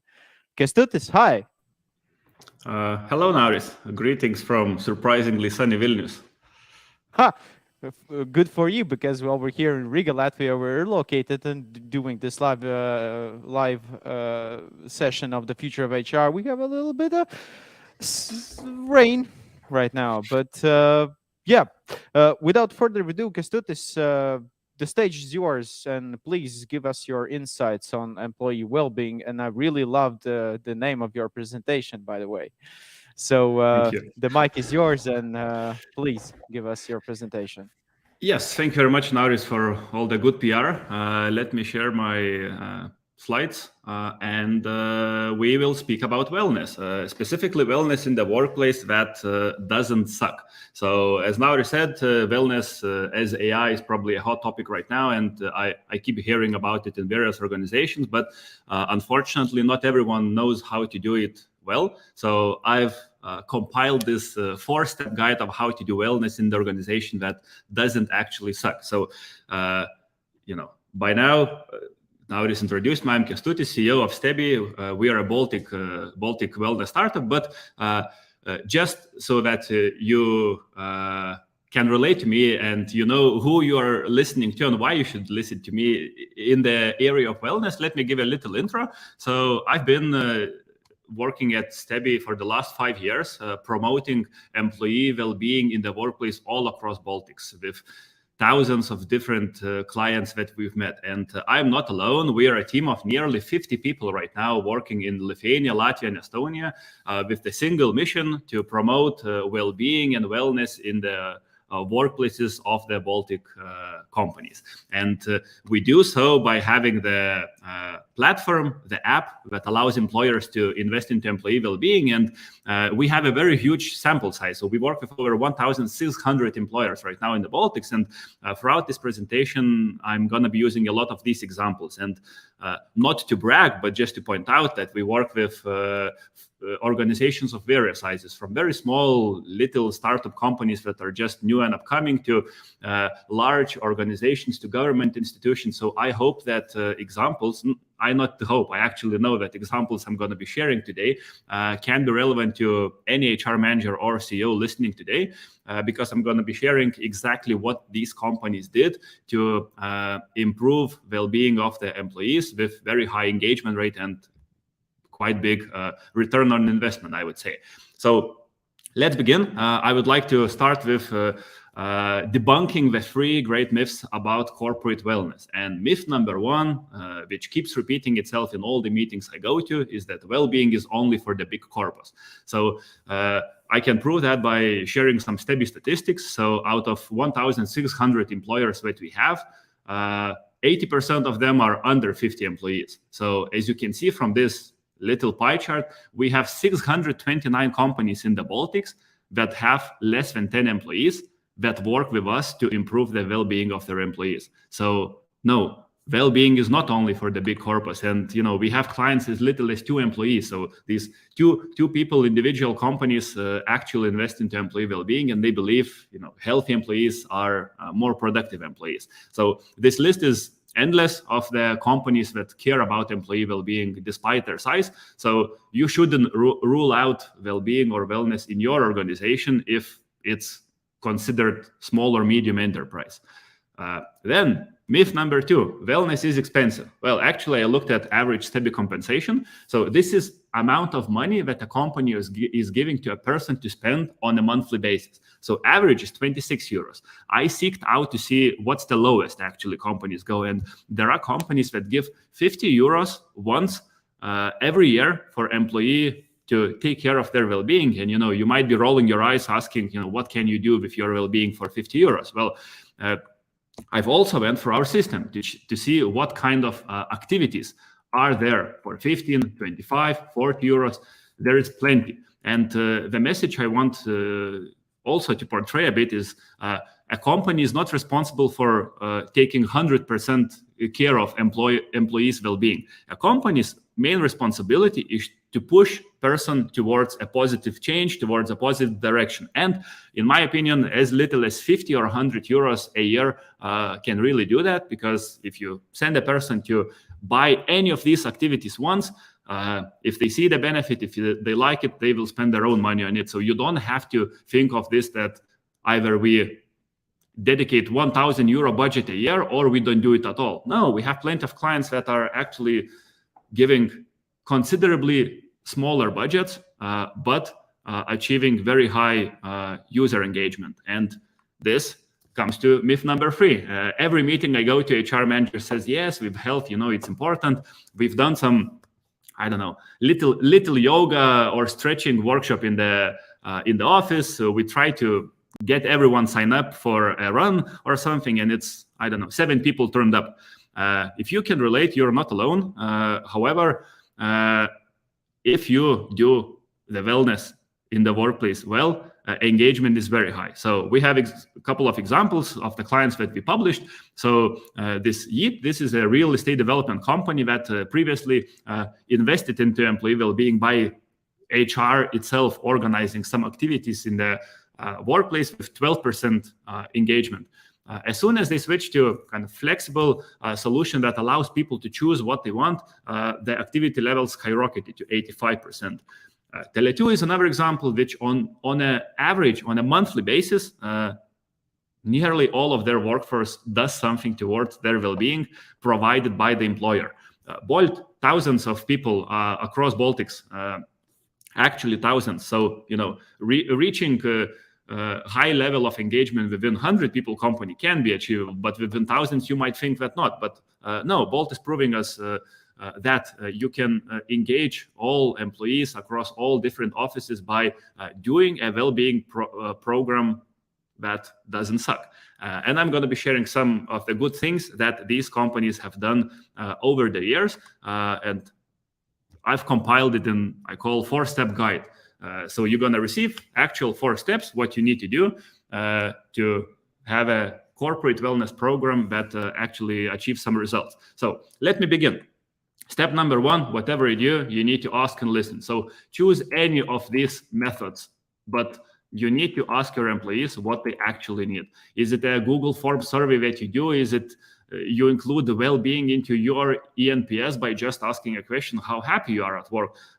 You direct managers to ask in one-on-ones with people, what are they missing in the workplace for it to be the best place they have ever worked at? And many interesting things come up. The crucial important thing here is to ask and listen. So, nothing demoralizes more when a company asks what they need and then does nothing about it. So that's why I've seen some companies even afraid to ask the question, what do you need? Because they know they cannot action it because they don't have budget, don't have resources. But as you've seen, you don't really need big budgets to start. So don't be afraid to ask. And we at Stebby, we try to onboard all clients by recommending them to start with a survey of what their employees need. This way you can develop a well-being strategy and plan suited for your employees. For that, we have a template that we use. If you really need an inspiration, I don't know, you can ping me on LinkedIn. I can send you a PDF that we use. No secrets there. But anyway, you know your company best. However, you conduct feedback surveys, incorporate well-being into it, and just ask, what could company do more to take a better care of your well-being? So a good case here is a client which actually incorporated this. So 4 or 5 years ago, they were doing many activities, having budgets, and they had also 5, 7 people turn up. So what they did, they established a well-being focus group. They collected people from various departments, called it a party planning committee of wellness, and on a regular basis, met with them to raise the concerns and needs of employees across different offices. That's how they came up to a solution and became our clients, because it was raised numerous times that people want to do different things. So this company really started just with the focus group of identifying 5 ambassadors that could be considered wellness ambassadors within the company to collect the needs and desires of people across organization. Then whatever the answer in the, still have to give a choice. So these are global surveys, but we are really seeing similar results in the Baltics, that nearly every person wants to have some control over the well-being benefits they get. Meaning that if you send a survey asking them specifically, hey, who wants a free gym membership, please leave your name and surname in this Excel. When asked this way, many people will just say yes, because companies paying, might as well. But what companies are realizing is that a lot of that budget goes to waste because everyone just raises their hand, but then you look at actual activity, engage. But what's also funny, even if a company asks the question, hey, who wants a private health insurance or a gym membership or fruits in the office, 70% of people respond that yes, I want that. It means that 30% of people still don't want it, even if company is paying for that. So that's a crucial part to take care of, because you can't really afford keeping a third of your company unhappy. And by giving choice, you will come up with stuff that you will see stuff happening that you will never think of as HR yourself. So I've collected some odd things, exotic things, I would say, that companies compensated Baltic users recently. And this list is endless, from horse riding to art therapy to flamenco dancing to silence camps for 1 week. These are the actual activities that Baltic companies paid for their employees to do recently. So I doubt that any HR manager, any CEO can go through this list and think that, okay, yeah, I would have offered this. So it's a cliche, but everyone is different. You can't really predict what everyone needs. Even if you ask what they need, it's not 100% sure that they will reply what they need. So just by giving a choice, you can allow them to actually get the well-being that they desire. Yeah, you might think that all this customization and asking is for hip Vilnius, Riga, Tallinn IT companies, these cool startups, but not really. Like, we have a client in Lithuania which has a manufacturing plants in 6 cities, so including some of the small cities of Lithuania, where average age is over 50 years old of these people. And with giving a choice, this company manages to reach the engagement level over 80% in each location, meaning that even older people, they have very different wellness needs than the youngsters. So how can a company predict what everyone needs without giving a choice? So this case study really rings true to my heart, because this shows that across locations, across different age group, across even different work specifics, you can customize the well-being you're giving very easily, and not just organize something for the administration which sits in HQ in Vilnius. Then whatever you do, step number 3, you need to integrate it into a culture, because as you might probably know, free beer in the office or request by CEO sends a different message than extra week of holiday or kindergarten in the office. So I'm seeing numerous, endless amounts of different benefits companies are offering, and some of them seem random. Some companies feel the fear of missing out, and they want to offer everything. So my recommendation, whatever path you take, you need to integrate well-being deeper into your culture. You can't just buy a gym membership for everyone and expect, okay, now everyone is healthy. No, that's putting a plaster on a bleeding wound. You need to look closer at your organization and start with the culture, and don't feel the need to tick all the boxes and offer all the benefits that everyone is offering. Here I can bring a case of our client, which actually works in the health field, who did a very thorough audit of their processes and their benefits and their compensation plans to identify that since they're selling kind of healthy products to their clients, they need to invest into making their employees healthy. And that's how they ended up building the whole company culture around employee well-being, steady a little bit, but they actually do plenty of other things, from health days to very open, communicative culture inside a company. So if you decide to go through with corporate wellness within your organization, don't just assign a budget, buy something for everyone. Think through what parts of the organization doesn't really contribute to well-being of your people in the workplace. And step number 4, this is the crucial part that majority of clients miss.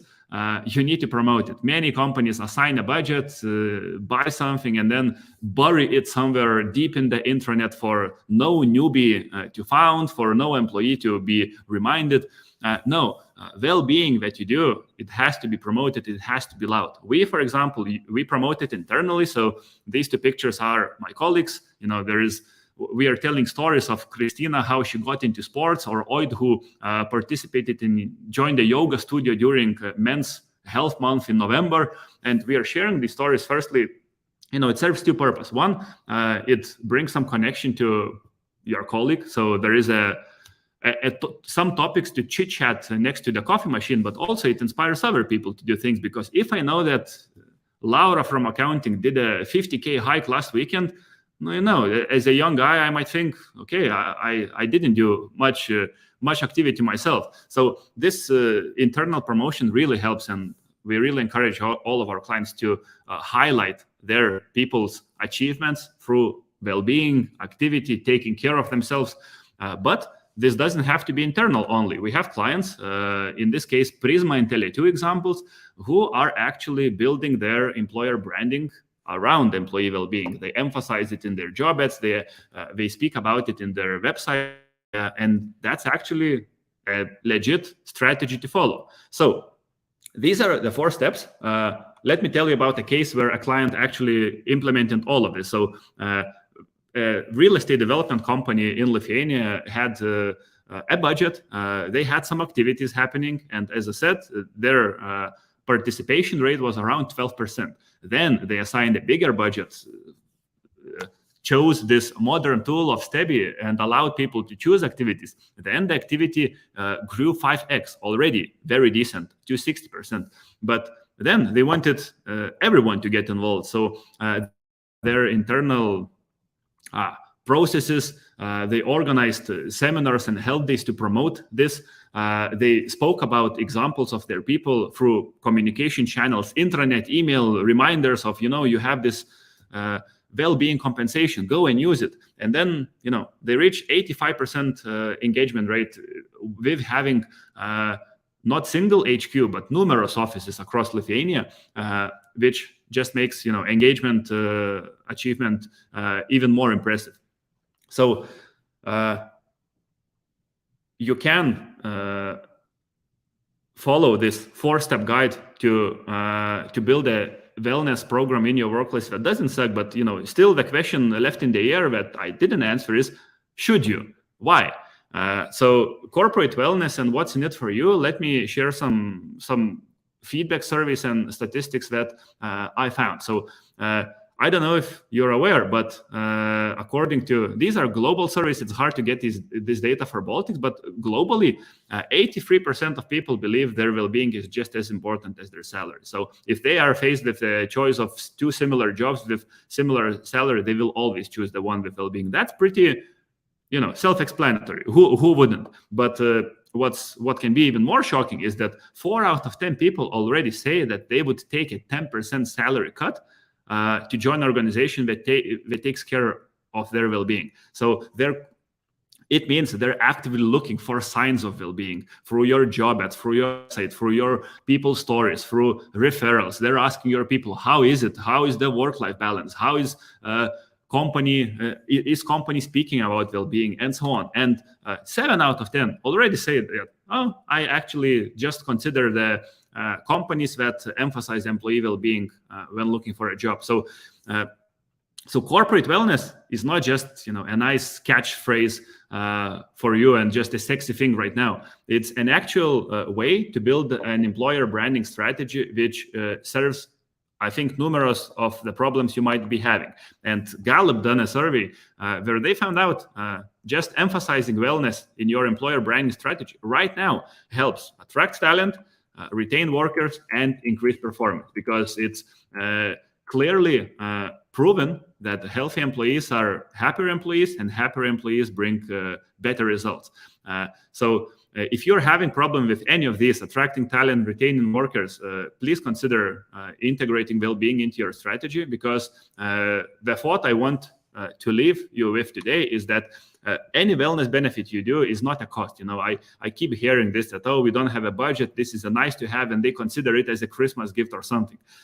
No, wellness benefit is an investment into your people, similar to a training budget that you assign a person and send them outside the organization to learn about data analytics, programming languages, public speaking skills, so that then the person can come back better employee and provide more for the company. Similar can be said about wellness benefit. If you give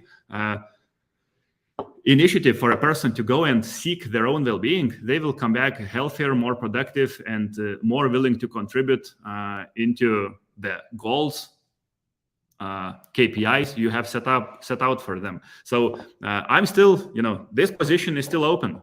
Who wants to be the healthiest company in the Baltics?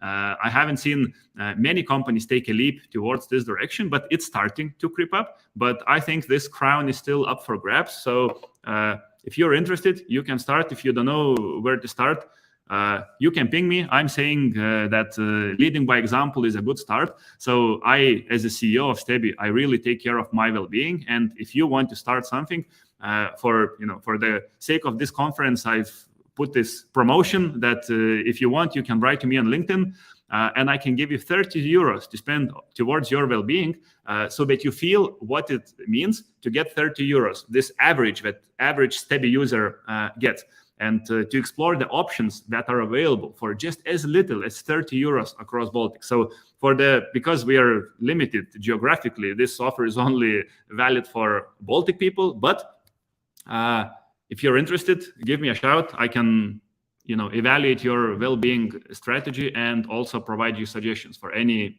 other stuff. Yeah, I'm Kęstutis from Stebby. Thank you very much. Thank you, Kęstutis, for a broad and interesting insight of employee well-being and employee wellness. We have a limited time, but we have a really quick question because our audience is really worldwide broad, and we had a couple of questions. If Stebby could be available soon or later, other there than the Baltics? We'll see. We have plans, but can't make any promises yet. But yes, this product, I have the ambition and we have the desire to spread the word of wellness way beyond the Baltics. So I don't want to keep this golden nugget just for the Baltic people. This has to be global. And many of these steps really apply in any country, in any organization, as you've seen through the case studies. Yeah, I completely agree. I completely agree with you that the nowadays and the employee engagement is really changed, right? And employee well-being and employee wellness is not an expense, is an investment for your company, right? So yes, for you to be productive, you listened well. So good catchphrase. Let's leave the mutually. Okay, so Kęstutis, thank you. Unfortunately, we have to rush to our another speaker and have a great day. And I want to also emphasize on this part that anyone who has any questions for Kęstutis can contact him on LinkedIn or also can contact him and every time that is suitable for them, right? Yes, we'll be Awesome. waiting. Thank you very much. Kęstutis. Thank you. Yet in this drastically changing environment in our world, and also that the world is kind of divided, but all the same time we have different regions, we have different languages, different cultures, but the employee benefits, employee well-being is kind of the same. But the other hand, we have a really like three different generations right now in the workforce, and what kind of a benefits could work for them all? In the past, we had like a limited possibilities for our employees to provide them with a limited part of benefits, mostly consisted of insurance, of health insurance. But our next speaker is Valdis Bergs, and Valdis Bergs is a CEO of company Mobility X Labumi. And Valdis, are you with us right now? Yeah, hi. Hello, everyone. Hi, Valdis. Hi, awesome.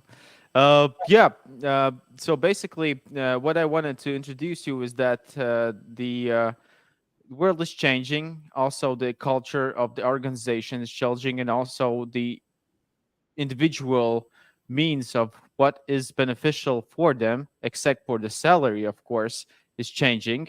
And you could elaborate and tell us a little bit more about that, right? Yeah, of course. So super. The stage is yours. Great, thank you.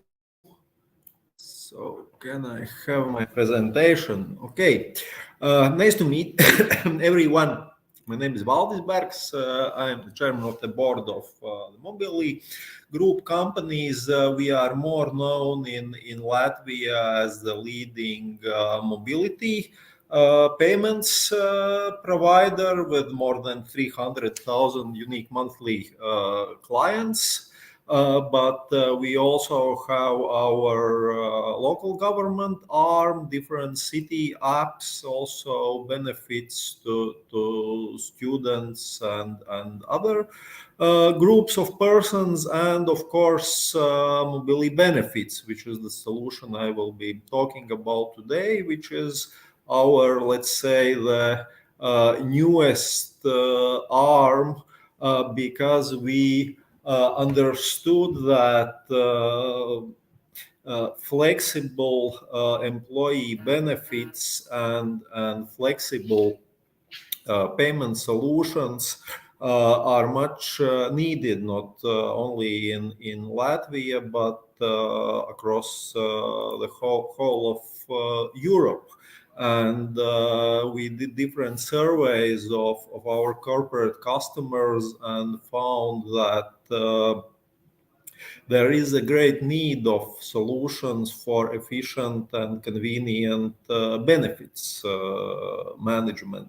So we launched this in 2020. It was awarded with Latvian IT Association award that year, and it's steadily growing because, well, we all want our employees to be motivated and be happy, and the company should provide benefits with reasonable costs. So what we did, as we are an app payment company, so what we did, we put all the possible benefits we could think like a company could provide, would provide, or the employees would request in our app. So we provide all the benefits payments in one app, and we aggregate all those services with one invoice. So it's very convenient to the accountants, and they are quite happy because they don't have a bulk of invoices or checks or any of that kind of hassle. And of course, using benefits not only motivates employees and helps you attract new employees, but also, of course, improves your image, and you have tax savings. So I will talk about that a bit later, and of course, simpleness and convenience of the solution is of importance, and we as a e-money company can process those payments within our system, and that provides some edge and easiness to the client. And we have quite a large range of corporate customers, from offices to manufacturing companies, etc. And what we try to do, we try to cater to the needs of each customer, because, well, the interest and the HR policy of large telco would be different from a small law firm. So the choice is important. And when we launched the product, we started with lunch benefits, which in Latvia are tax-free to up to a certain amount, and that for a large period of time was the main benefit of preferred choice of the clients. Especially during the COVID era, we all worked remote, and especially the IT guys, they worked on pizzas in the suburbs. So the pizza joint turnover skyrocketed, and I think they were some top merchants at the time. But of course, gradually the needs and necessity grew. Now we see a growth on transportation needs. So we see that people want to move. They have been idle, had to be idle for more than 2 years, and now it's good to come to the office from those suburbs and to order the pizza to the office. So that can be all provided for by the company. We see that more and more our clients are providing different sorts of gifts, like electronics, books to the employees, and that also can be a good benefit. I think the most popular is like 50 to 100 euros once a year, and the choice is again important, and the employee goes and buys what interests him. So different events, museums, the zoo with the family, again, it's popular with employees, and medicine and sports is another huge market that's gradually coming in with the changes of health insurance. So health insurance prices, especially in Latvia, are increasing, and what we see that the clients are looking for different solutions, and pay as you go is one of very beneficial and well, quite easy solution to do that. So choice is important. And as mentioned earlier, of course, some benefits are incentivized by the government. Some are tax-free, and we did a survey for whole the EU some time ago, and what we see that some kind of benefit incentives from the tax perspective are in almost every European country.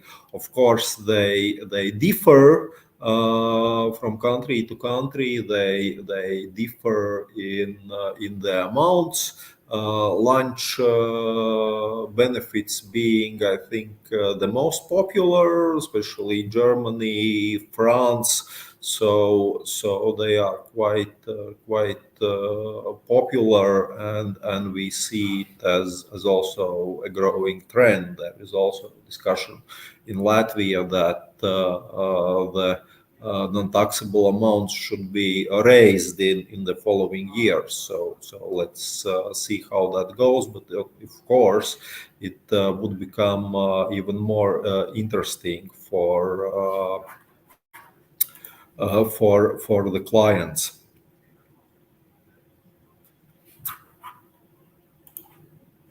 Here is a small calculation based on the Latvian tax law on the savings on such a benefit, and of course employees are quite keen, and we introduced ourselves when launching the product, and our staff were saying, well, we want this cafe and that cafe, and so it's again a very good tool of engagement, what can be done with this.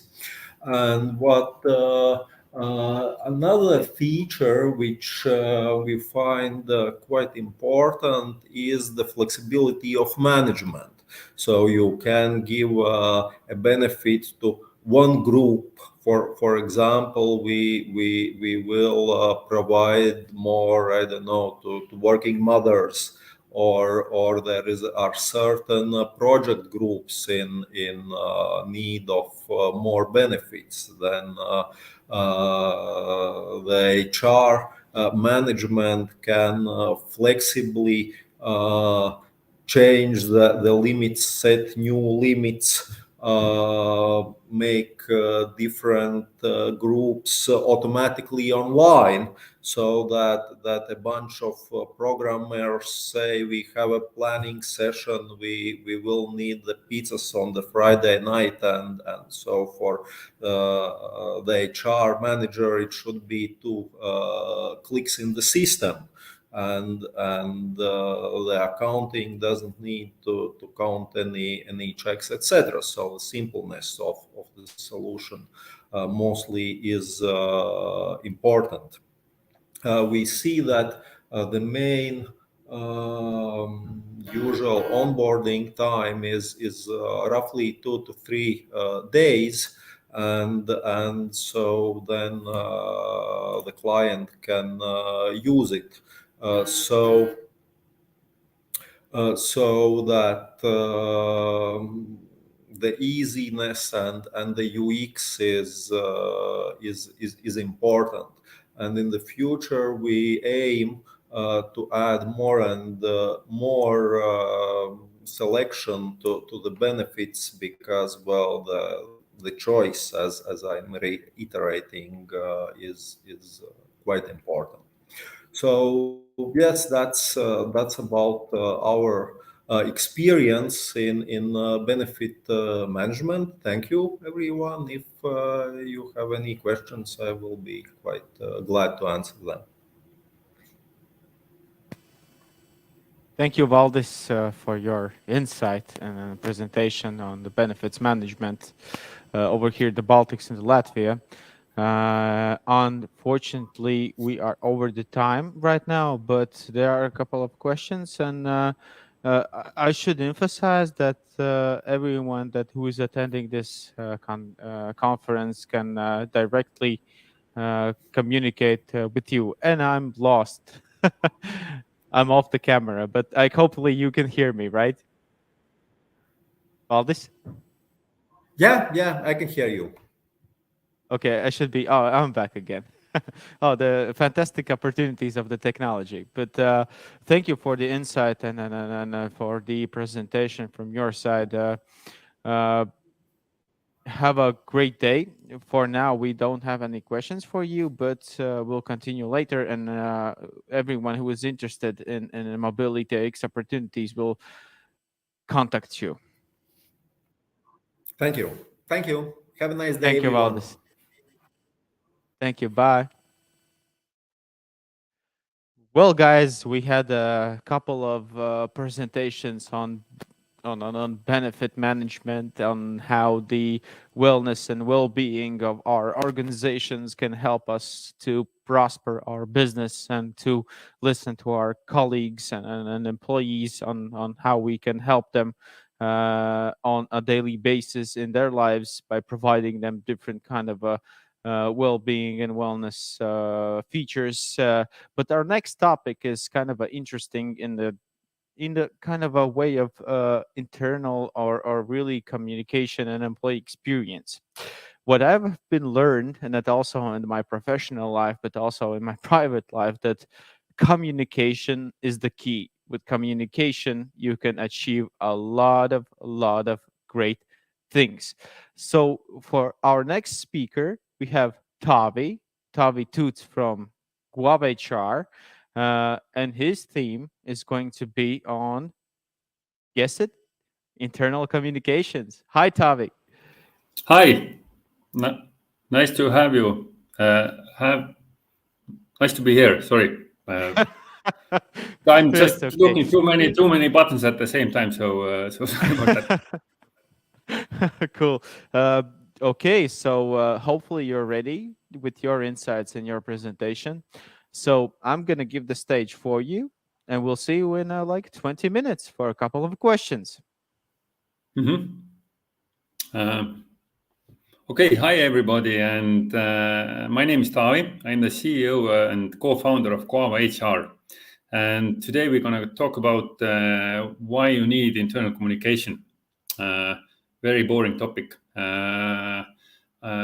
You're probably very sad that I'm not going to do a product demo or show a product at all. So we tried only to answer these questions. And Auris already did like a lot of good introduction. So basically, this is my point. Internal communication is the key, but maybe I can give some more background why I think so.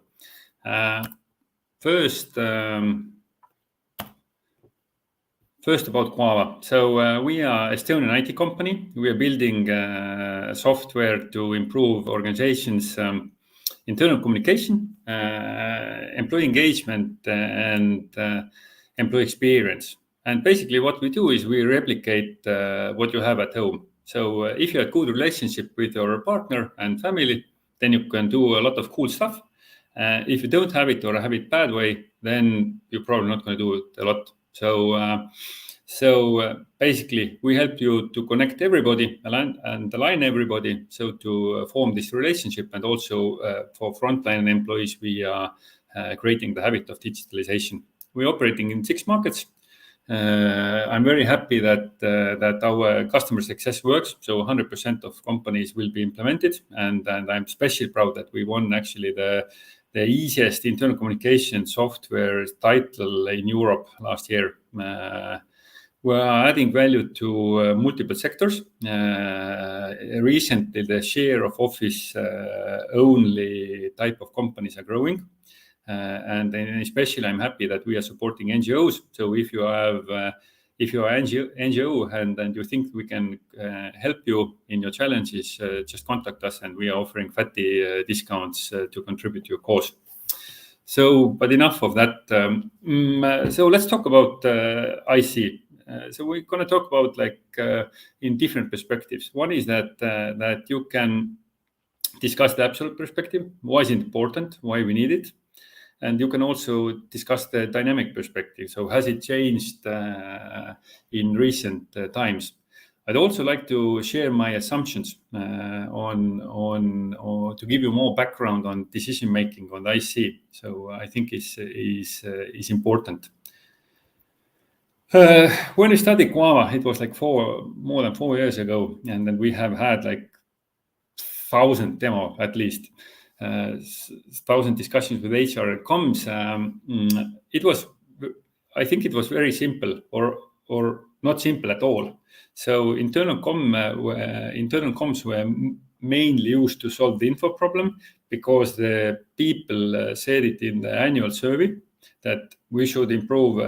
We really wish that internal communication and info movement would be better.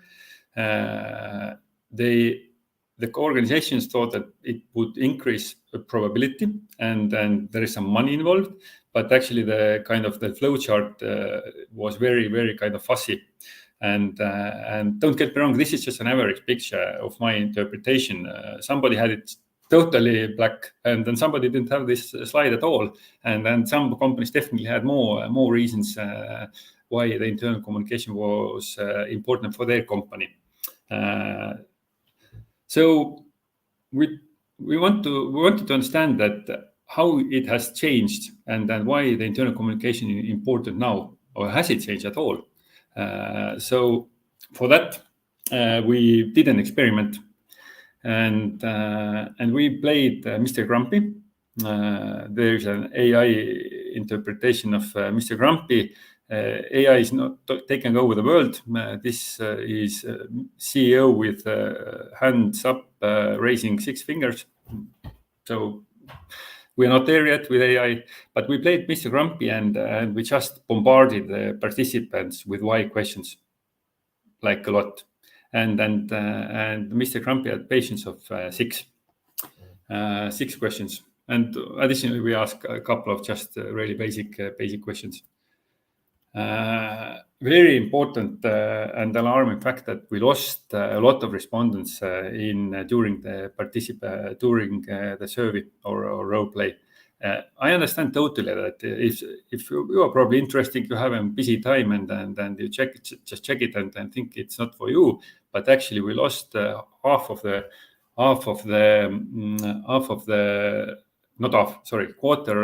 of respondents between second and the last question, meaning they just gave up. So they gave up emotionally. I really don't want to answer these questions anymore, or I just don't know. So and this is why we did it in a grumpy, annoying way, is that this is actually replicates the work life and this is experience probably average HR is getting from the management. So my suggestion is that think it through with a lot of whys, that you have more questions to the answer why we need it and why it's important. And other suggestion is that never take this project that impacts like a lot of employees to management or broader management meeting. So discuss the CEO, and after that maybe you can just inform the others, because even if you have one or two persons and then you always have strongly objecting it and everybody else is mildly positive, so there is a high chance that the decision is not made. I don't know, if you change the core HR system, you probably won't ask faraway logistic manager what he thinks about it, and this is it. So the results, obviously you can see that the picture is broadened, and then we try to arrange the answers in tiers. So yellow is the first answer, and orange is second and third, and fourth is the green, and so on. So respondents said that the info movement is still important, but the culture and engagement were actually the main ones. But as you can see, that it was different for everybody, or mostly everybody. So the first three questions, all the answers like went around and zigzagging and everything. So if somebody said it's culture and we need it for, I don't know, more aligned goals and better well-being, there is just some respondents said that the main reason is the aligned goals or executable feedback, and it led to culture or engagement. And then there is like probably the new egg and the hen problem is that what's first or who impacts what, so culture or engagement. So as you can see that there were really buzzwords, not measurable that easily, and we tried to push them more into measurable reasons. And if they got over these buzzwords, they were thinking, okay, maybe then it's productivity, it's performance, it's better service, higher retention, higher profit. So all the things that are actually more measurable and more relevant to majority of other decision makers than you. And we pushed further, and then they kind of tried to quantify the real value. So is it like save on onboarding, for example, save from onboarding, so all the cost plus inefficiency for the first year, less hours for managers or all the employees, so they can do it, they can do more meaningful work, meaning that profits and results will be higher, or actually they can save it going home 1 hour early on Friday, or just go jogging between the days. So if you ask why is it important? So for these reasons, and it's from less measurable to more measurable. And then in the end, we had also like a real calculations that with hourly wage and percentage and so on. But everything was very like one off. So we shouldn't focus them. And we also ask 3 simple questions. So 100% were agreed that the share of IC is growing in coming years. Yes. makes sense. We also everybody also said also answered that the share of technology will be increasing in IC in coming years.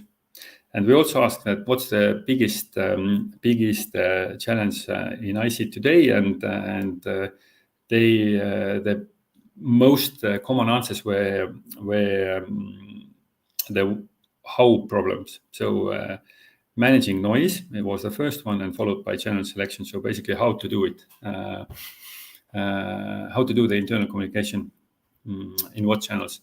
I also want to show you the some findings from Gallagher survey. So this is one of the most well-known IC surveys, and sharing good stuff. You can definitely download it. It's 20 pages. It's free. You can get some insights and kind of thoughts. And they are calling this year the year of recalibration in internal communication, meaning the world has changed a lot in the last couple of years, and kind of we are somewhat in a more stable phase. And now as the internal communication grows and the relationships and discussion needs to be more effective, then we need to find a way how IC supports current way of working, and also the future game changers or future technologies.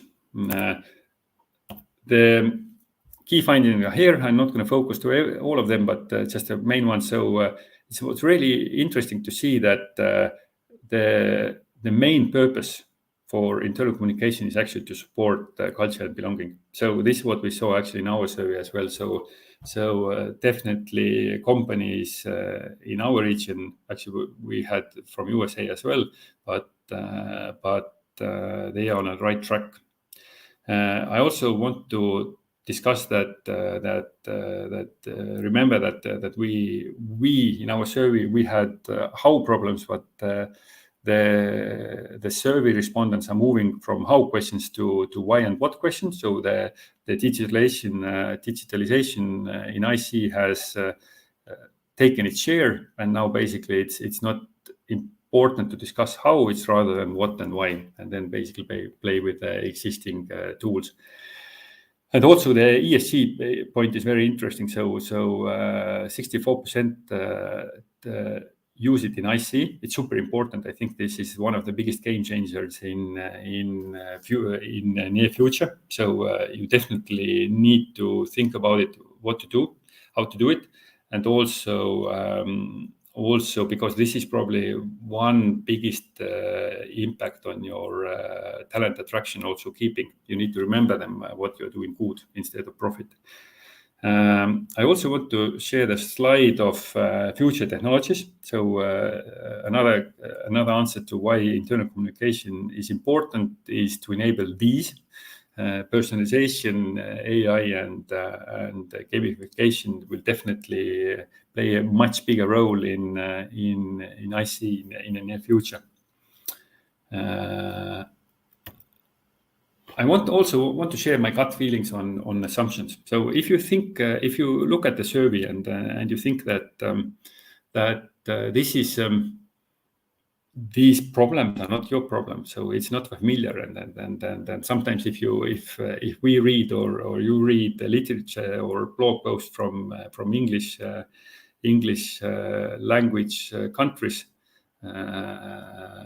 English-speaking countries, then you can feel that actually the gap is so big, and it's not relevant, and you don't know how to bridge the gap, and then these are the assumptions that actually they are ahead, like 3 to 5 years ahead.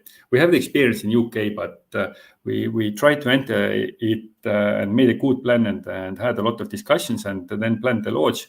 But the launch date was like 4 days before the COVID started. So actually, I was in a last plane from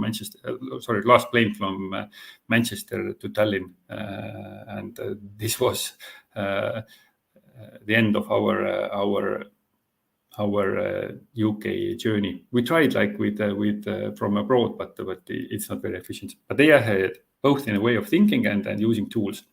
Noise problems, for example, they had 5 years ago. So we're having it now, or not everybody will even have it yet.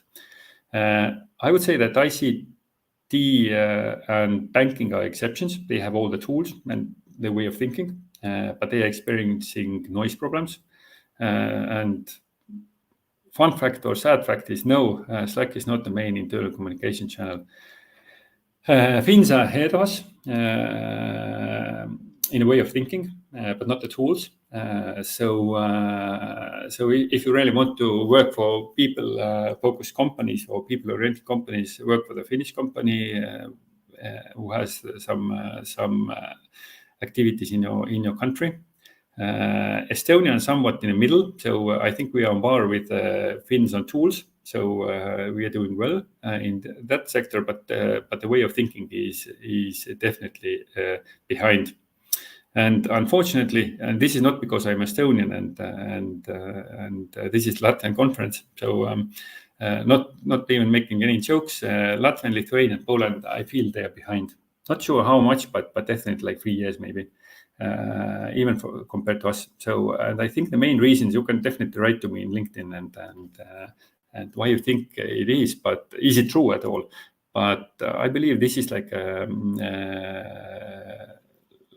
result of the high CEO culture, because the CEO are the most single important person in the companies, and kind of nowadays it's needed that CEO will be more like vulnerable and also like more out in the open. So I'm not sure that all these old school CEOs have wished to go out of their comfort zone. And also DEI is not very important in our region yet, but I would say that it's growing because, for example, the cultural ethnic diversity is increasing or getting more complex. So even in Estonia, we have like 10% of Ukrainians. So we used to have like 3 working languages: Estonian, Russian, and then for the third world countries worked in English, but now it's also Ukrainian. So some of our customers are doing Ukrainian communication as well. And also, as we are catching up with Western Europe, we are catching also up with liberal views. So also this means that DEI will have more traction in the future. Just bear in mind that this is important. Last slide, my view, IC is the key, as Nauris said, and it helps to get everybody on the same page. And this is the main driver for higher culture and high engagement. And if you want to use the digital channels, I strongly recommend you can do it much cheaper and faster to get less noise and then more personalization, because all the employees are doing it anyway outside the work. And if you have this relationship, believe me that you can do much better stuff that more measurable impact, that has more measurable impact on your company. That makes your CEO and manager happy and keeping your chair at the table more sustainable. And just as a conclusion is that if you don't believe me, if you don't believe the world-class survey, and if you don't believe our experiment, believe in AI, because this is the future anyway. So basically saying the same thing. So thanks for the listening and have a great day. Thanks. I really appreciate your presentation. I think the viewers also appreciate all across the world. One thing is that I wanted to ask you, but you have really 30 seconds to answer this question. In this fast developing world where companies are multicultural, multinational, and all across the globe, what is your key success of internal communication for an organization that is worldwide?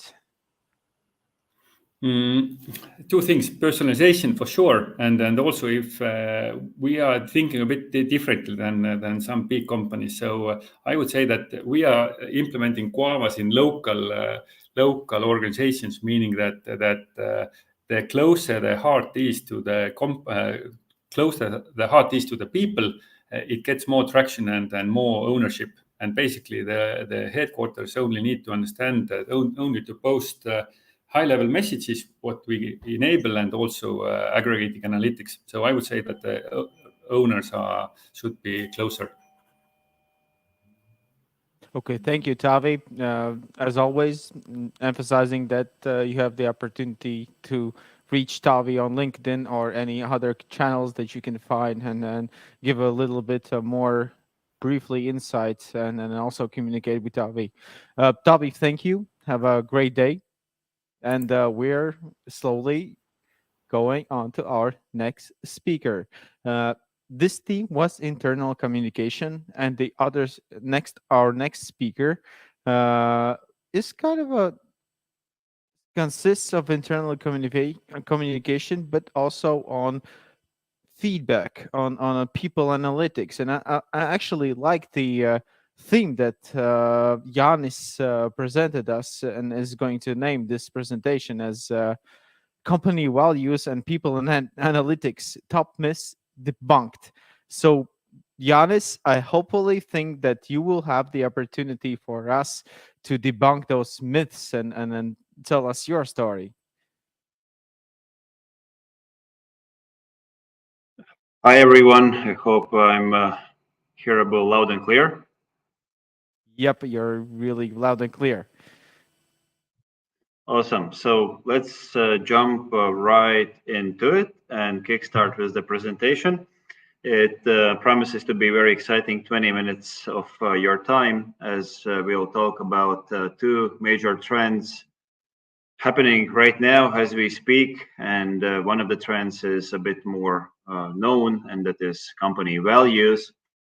And the other trend is something that is just coming by. In fact, I will also touch a bit on why is it becoming increasingly important and why you should care in any organization really about people analytics. So to jump straight into it, we want to start off with company values. We will structure it in a way where company values will be the first cornerstone of the presentation. And the main idea here is that we can't really emphasize enough how important and deep-rooted our company values into the culture of every single organization, be it a two-man startup or multinational corporation.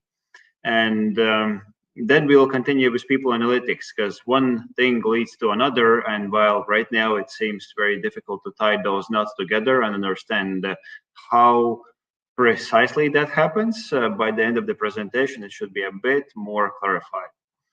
So I'll give you several examples right now of company core values.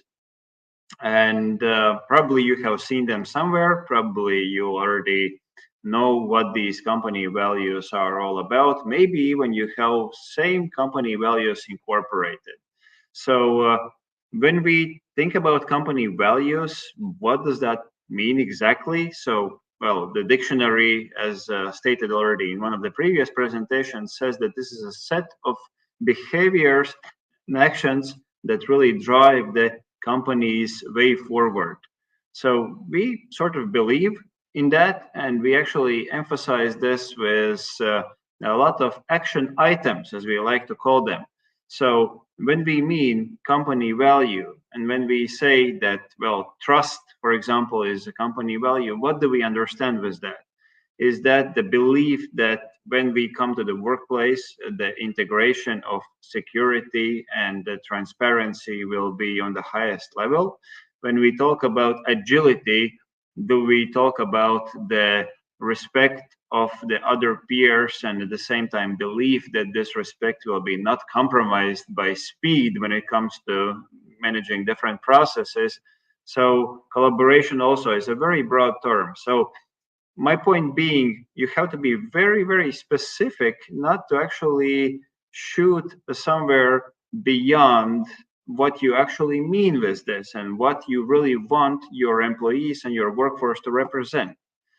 Taking into account all what I just mentioned, you notice that there are about 7 or 8 different values added onto the previous slide. Can you name any of the values, and can you remember? Maybe try to give it some 10-15 seconds of your time. if you remember any of those values, or at least one that was mentioned in the previous slide. If yes, you can share them in the comments easily, and maybe even add some short comment on why do you remember that particular one. Do you have any attachment to this? Maybe that's present in your daily work life and the workflow. So I would love to hear about that. The reason why I was showing you those values is because they were actually real values, part of Danske Bank's original value pack. And if anybody remembers, Danske Bank, and particularly the Estonian branch, was part of the biggest financial fraud in the entire world's history. And well, all jokes aside, the values that they were displayed on their website, they were colored on meeting rooms. They were actually Danske Bank's values. So if we circle back, there was a value like transparency. There was a value like trust. So where did we end with this? Clearly, it didn't end very well for Danske Bank at that particular scenario. So why is it that we gather up all those management consultants, we gather up the team leads, we go into those brainstorming sessions, and they still do not represent our daily lives? Why is it so difficult for the values to work? In our experience working with leading companies in Baltics and outside, particularly with the topic of company values, we have seen that most of the times my previously mentioned sentence about coming together and discussing those values and then probably putting them somewhere on the big corporate table, in this case, meaning painting them on the wall somewhere, painting them on a meeting room, maybe taunting them out publicly in some press release. It just simply is not the way how you're supposed to visualize your company's values. And again, we have to go back to the definition. What is a company value? Company value is an action, basically, that represents the company's work and for some time and beyond. So if we want to be somewhere in 5 years, usually we have to understand this big question, why? So why are we coming to work for Microsoft and not Amazon? Why is it IBM and not Rolls-Royce, right? So how are we understanding this workplace for ourselves as an individual? That in accordance gives you a lot of understanding on why do you want to be with this company for several years at least. And thus, it really enables this big leap in behavior-driven performance, right? And as I mentioned before, behaviors are very much equal to company values. So many companies starting with top to bottom approach, unfortunately, get a big misconception. Company values cannot work in this particular scenario. One thing that is correct, though, if you remember the famous statement, the fish rots from the head. So obviously, if the management comes up with the values, they really have to be very, very specific about that. In fact, I was just listening to a podcast with ex-CEO of IBM that was driving companies to success for 10 years. And the biggest emphasis of this podcast was you can never compromise on company values. If there is that colleague that is touting harassing slogans towards the other peers, you cannot accept it. You have to be decisive if that is against your company values. So that being said, be very mindful about that. Talk to your C-suite about that. Understand why do we do what we do, and therefore make the company values available and transparent in every single step of the company's journey. So again, why this value topic and why are we so obsessed with it? We are, well, technically we have been in this business for last 4 years, and it's a sentimental business, as we like to call it. But moreover, every new company starts out with some sort of a way how they will change the world. So for us, the big idea was that everybody, every single human being is taught the values from the childhood. So basically, we know them better as commandments. When we are growing up, we are taught some basic principles, some fundamental principles of our life that are supposed to guide us on our way forward, right? So we know all those commandments by heart. We can remember them, and we are usually shaped as professionals, human beings, good people, most likely based on how strict we are in adhering to those commandments. So why is it that when we are going into the public, when we are going into some public institution, or that being school or higher education facility, or we are going into the company, why is it that we suddenly forget our very much beginnings, and we are not very much looking at this from the perspective as we were looking when growing up, that we actually have to be good people in the first place? There are some principles that will guide us, and we will adhere to those principles, right? And when we start working for a company, suddenly it becomes sort of a secondary, right? Where there is somebody, the God or the boss of the company, who decides all of those values, and then, well, it's up to you. You may take it or leave it, right? It should be really, in our opinion, a must. We have to understand that the values process in its own definition is like a good wine. It needs to be savored, it needs to be practiced on daily basis, and it needs to be communicated by the person who helped make these values, right? So in this case, the people leader, the chairman of the board, right? All these people, they need to be on board to help you understand the company values process. Piro's values are defined very well and some time ago, and our core ideology here was that we just don't want to give processes some basic words. We really want our values to symbolize who we are on daily communication. So wise, easy, prompt, and care were the main keywords here, but then each one of those values was complemented by a certain set of actions that would symbolize and that would explain anybody who is new, anybody who is just onboarding or pre-boarding, what do we really value in these company values and everyday behaviors. So in order to learn from the set of values that we have to symbolize them and attach a symbolism to those values, and therefore we decided that a particular set of actions or behaviors will be something that will symbolize our values. How it has been going so far, we have developed this value envisioning tool, or as we call it, values based on peer-to-peer feedback. And the idea here is that every single employee gets this cool gadget, this platform in their belonging from day one. Basically, as soon as you start working for the company, this is how you are onboarded with. This begins even before you get all the legal documents, all the onboarding documents.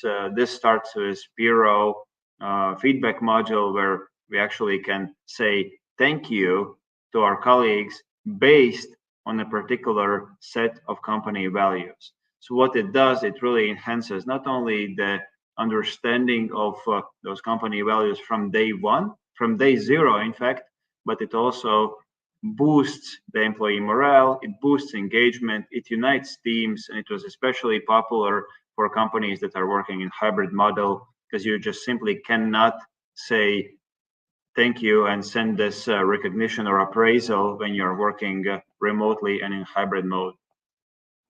At this moment, so what we understood is that we are very much eager to explore what drives this motivation.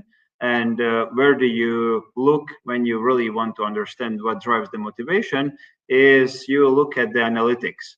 So therefore, people analytics is the next topic that comes out from this. And for us, the big idea was that usually when everybody talks about values, they say, well, but this is sentiment data or emotion data. How do we actually measure this? How do we give this data some meaning?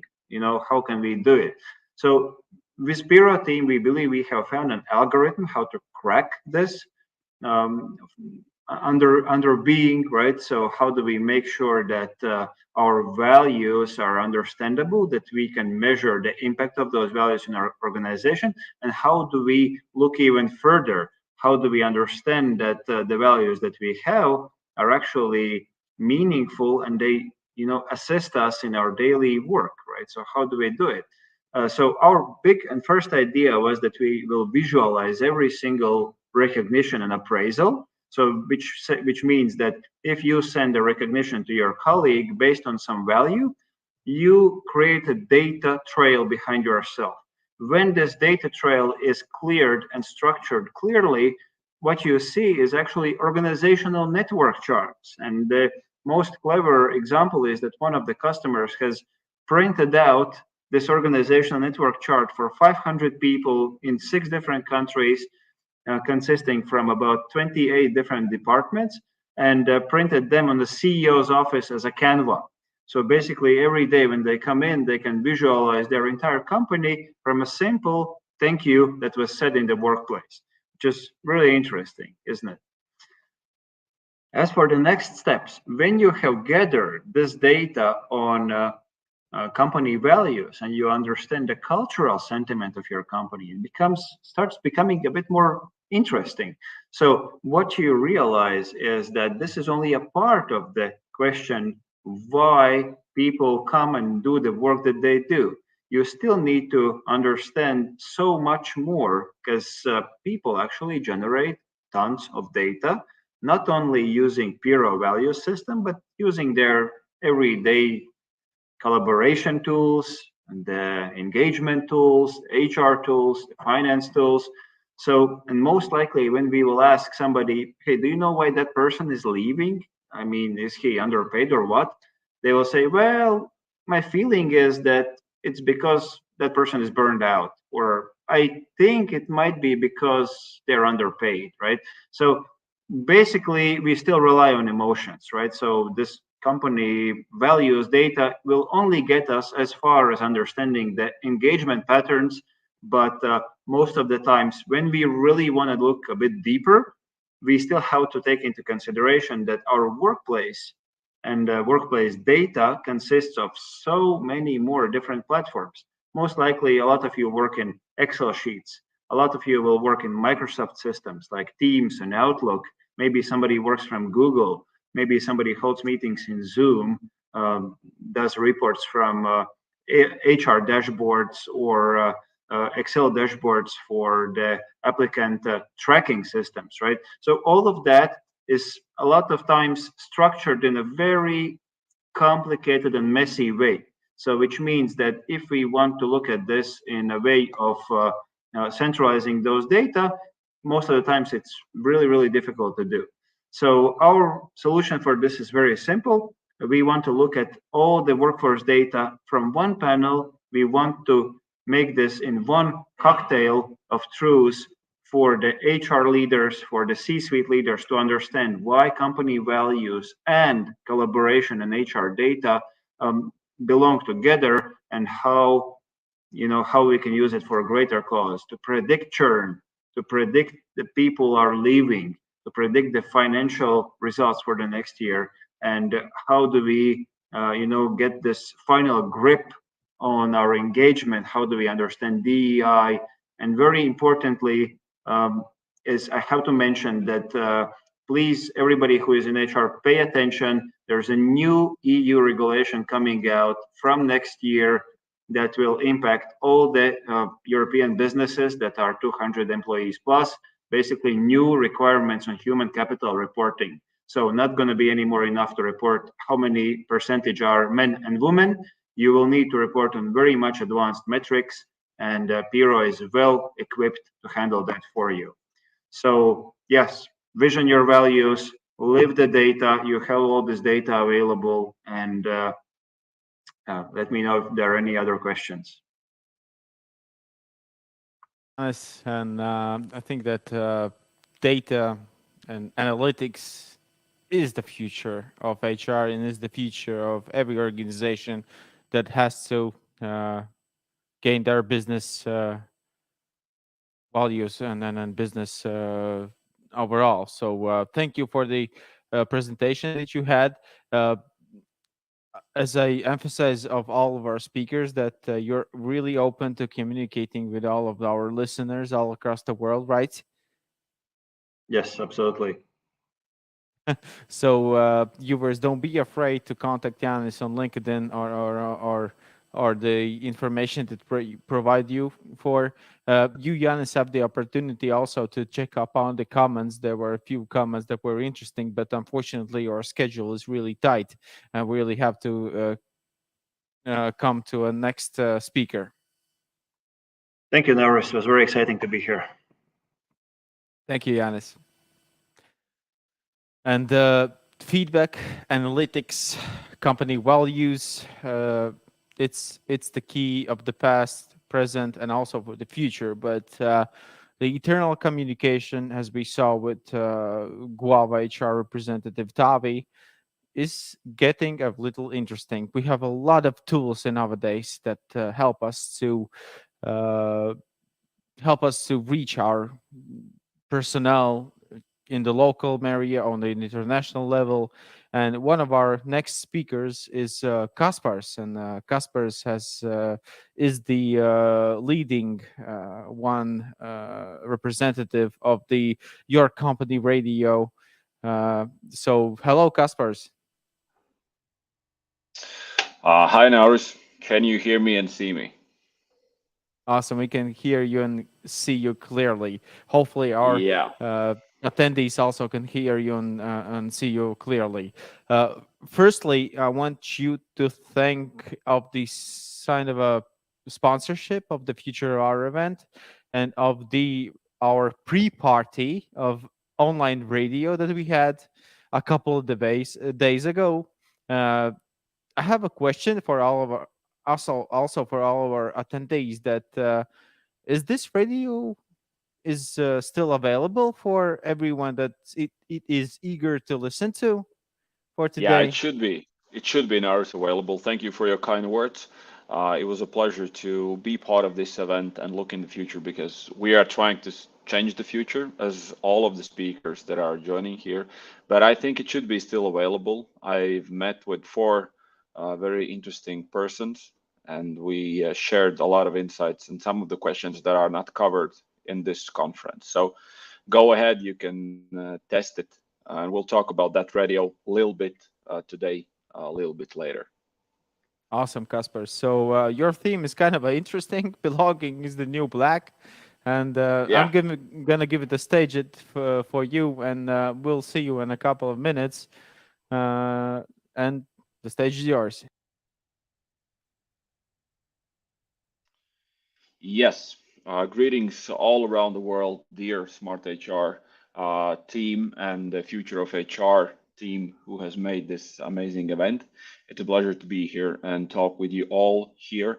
More thanks I would like to give to all the speakers before me, because they actually helped on a lot of questions, because it seems like, I don't know, was it planned or no, but there were a lot of valuable theories and about experiences, why internal communication is important. Tavi, I think, made it clearly, and about values. Yanis from Piro, good job, thank you. Then my turn here is a little bit, maybe not to sum up, but talk about how can you put all that together and build that belonging in your team. And well, belonging is something that we all like to have starting from the childhood, right? It's we always wanted to be part of someone, and now when we talk when we are adults, it's still there. So please do understand, if you have kids, that people in the workplace feel the same. They need that feeling of belonging. That's why it is a new black, because previously maybe it was not that much discussed as that money and career was important. But for the last 10, I would say 15 years, this has changed drastically. And we as a radio, we come here to show you the ways how you can, in today's remote work environment, foster that sense of belonging among employees as it's more important than ever. And without that face-to-face interaction and a shared physical space, many remote workers struggle to feel connected to their colleagues and company. That's where your company radio comes in. And in this presentation, I'll try to briefly explain you what it is, why we need that internal communication, and why that feeling of belonging is that crucial these days. And I'll do respect the time limits that we have. I have 11 minutes, maybe a little bit less. If you have questions, comments are there. I'm going to try to read them as well. As well, you can reach me on LinkedIn. Thank you for those who reached already after yesterday's panel. And I see that there are comments about that radio page is still available, and you can have interviews as well. So that one is covered. Let's move onward. Internal communication, not getting into the details why it is important. It's obvious why it is, and Tavi, I think, explained that more than I could. And what was interesting, also that Galahar audit that he represented. We'll talk about that a little bit later, but take this seriously. World is shifting, world is changing, and I'm happy that we have people from all around the world here, because I believe in Estonia and maybe in Sweden that internal communication is easy understanding topic, and I know that we have people joining from other countries where probably this is a new topic. So for you being here, you have that amazing opportunity maybe to start something new in your company. And why not to do together with us? Because world is globalized and we cannot escape anywhere without working. Either it's IT industry or I work partly as well in aviation industry. So I'm well aware about how global things can go.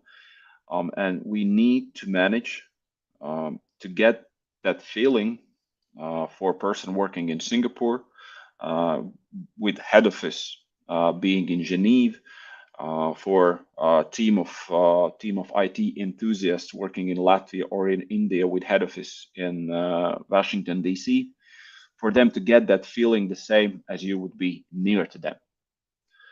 Because, for the last 3 years, there are, I would say, millions of people that are working in one company, even in one team, but they have never seen each other. Well, the same as you're watching on me. And then there is that question, what can we do to give that sense of feeling, to give that sense of belonging? Because that is crucial for so many onward things: productivity, team building feeling, way how a person wants to come to the work, how much he wants to give out to the team and the people around. So then we're looking for those powerful tools, and we have seen many of them already these days, which is amazing. I'm not here to do a marketing campaign about bias, we're the best and something like that. No. As I said yesterday in the panel discussion, and I saw that some of the listeners shared that in LinkedIn, and I like that comment, that the right way is to understand, firstly, what do you need? Then look for the tool that could work for you, and you pick something that you're more or less sure that you like, that your company or your team will benefit. And don't make that mistake that you buy only something that sounds good or others are saying that it will going to fit for your team. Because at the end of the day, most probably you will lose not only finance, but of course you will lose the time. And what is time? Time is at the end of the day money. So look for the powerful tool, and I'm here to share and talk about something new, probably even in the world that we are trying to do here in Latvia, to make one new information channel that can be used in-house. And those who are with us for the last few days maybe remember we had the Future of HR Radio, which was like a fun project to, as Nauris said, pre-party for the bigger event, to show you what it is, because it's easy to be here and say we're beautiful and nice and you can save the money and this is something that you need. But we wanted to show you what is that future of HR with the radio. And we had connecting all around the world. It's just a map. We couldn't show you all the world, but we were having listeners from all around the globe. People were chatting with each other, sending greetings, listening to the podcast. Imagine that on that one day, Future of HR Radio, all world was one big company. And we all felt a little bit closer than we did before the radio. Of course, we cannot say that the people who don't know each other are going to become the friends on the same day. However, probably they will feel one step closer to being part of the team or of the company they are. So how it works locally, we have experience working with the teams from not all around the world, but also Baltics are one of the key markets. And it's amazing how you can generate that sense of belonging, for example, for 3 government, let's say entities or companies, if you might call them, that want to spend time together. So one thing is you can send an email, you can maybe make a large event somewhere which costs tens of thousands of money or even more.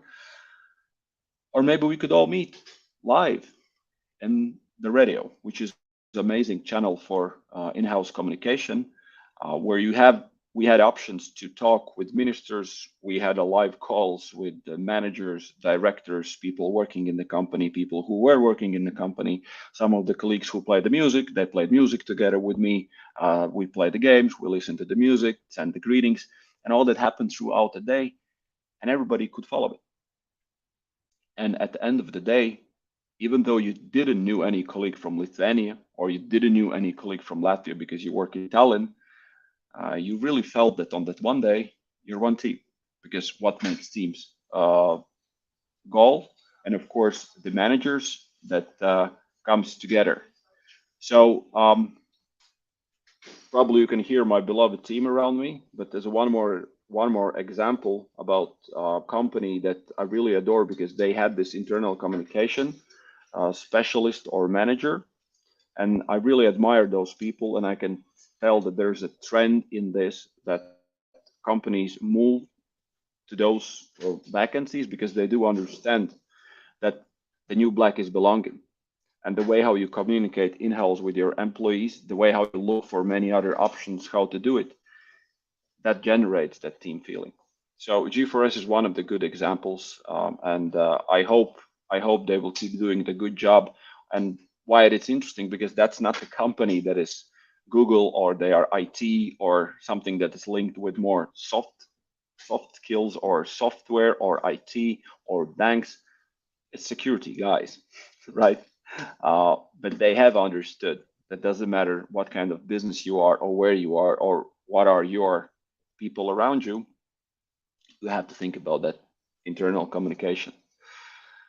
There's a long list of companies that have tried this, and I'm not saying that this fits for everybody. Please do understand me. You have to make a decision if you want to change your internal communication. And interesting what Tavi said. I checked about that Gallagher 2023 key findings about why internal communication is important. And I just checked, and everything here goes together with trying the radio as one of the internal communication tools to build that belonging to your people wherever they are. Because if we look on the Gallagher findings, why internal communication is important, because rise of culture and belonging, check. Shift away from channels, try this one, check. Blame the tech. Many people agree that companies are not investing enough money in technology, check. In search of authenticity, this is something new that probably no one else around you have tried, check, and so on and so on. So remember what I said when I started this, that belonging comes long time ago. Don't forget that, because the way how we feel now as adults, we felt pretty much similar when we were kids. And even then, when we were smaller, we were looking for the part of the belonging. It was very crucial in our teenage years, but nothing changed. We're still that human persons. And the way how we communicate with our employees, the way how we build those communication channels and we try something new, it generates that team feeling, makes your people to trust why I'm working here, why am I part of this team, and why am I trying to do something? Because those why questions are the ones that you should truly answer before jumping somewhere further. I do hope that you are, dear human resource and technology listeners, wisely picking from all around the tools that you might have. This is just one of them. It's not probably the worst or the best. It's your call. But think about internal communication and make your team and your people to feel belonging around you. Thank you very much for thousands of people joining here and listening to me. It's been a pleasure to talk with you. And Nauris, if I may allow you, the floor is yours.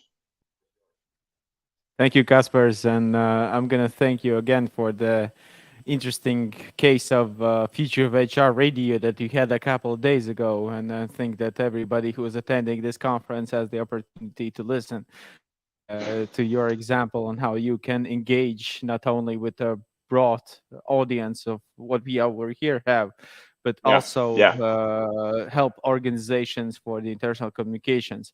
Unfortunately, we have a couple of minutes of questions, and I want to emphasize that for the last couple of years, technology is developing really quickly, and internal communications is a tricky part, right?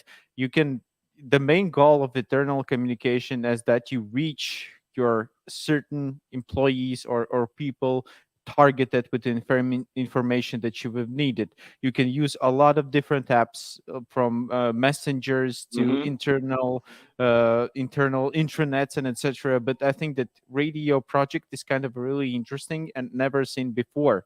And my question to you is that how do you perceive the future of internal communications? How do you see how is going to develop? How is going to develop in the future? $1 million question, but here you go. You can call me naive, but what I believe that in the future, internal communications gonna be the copy paste of that family communication, which means that work-life balance gonna mix together, and the best companies and the best teams already are doing that. They don't look at internal communication as some kind of, I don't know, tool to manipulate with the people, but they want to generate that family feeling within the teams. Because if you get that feeling, that communication comes automatically. If I like you, Nauris, the way how I'm going to talk with you is going to be the way because I feel good around you, not because someone told me, Nauris, you should like Kaspers, talk with him nicely.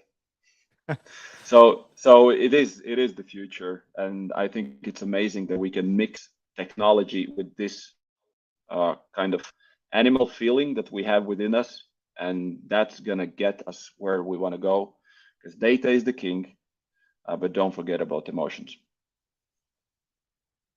Super. Thank you, Kaspers, and everyone who's listening to us right now and viewing this presentation. I've seen a couple of comments they're saying that this is a really cool concept and idea, and also emphasizing that you can clearly communicate with Kaspers to see how there are the opportunities to bring your internal communication to a different level in your organization. So don't be afraid and contact Kaspers with any other questions that you have. So Kasper, thank you a lot.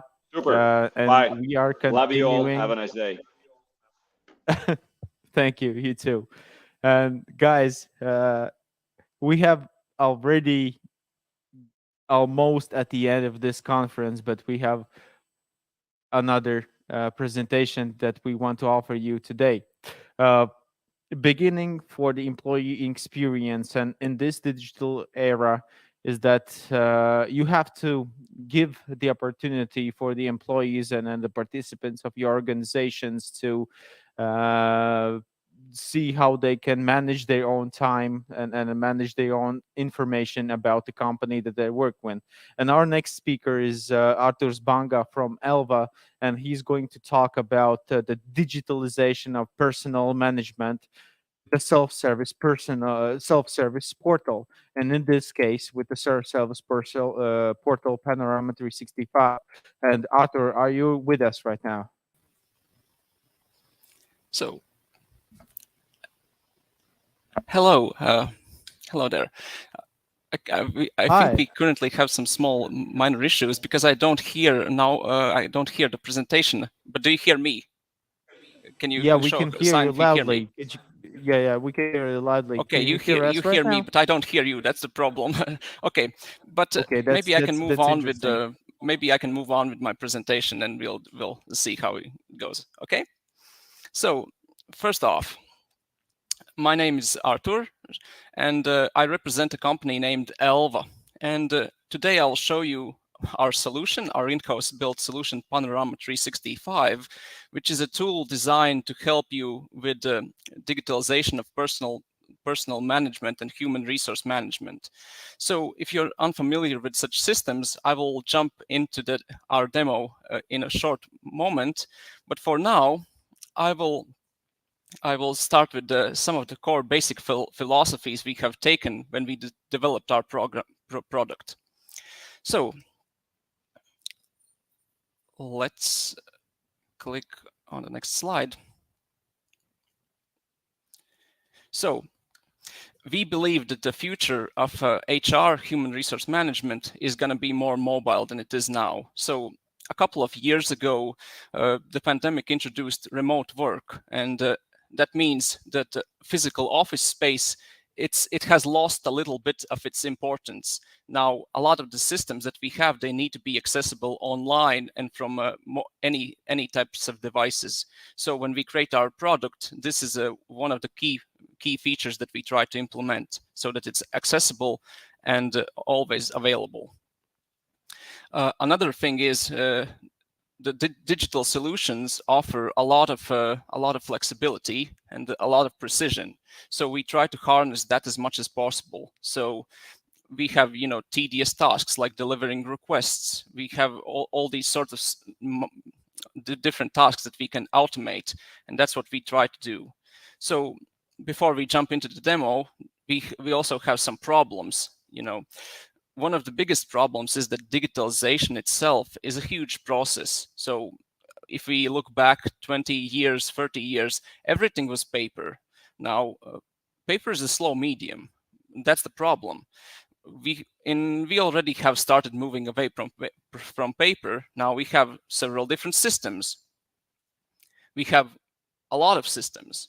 The problem with these systems is that they don't always connect with each other.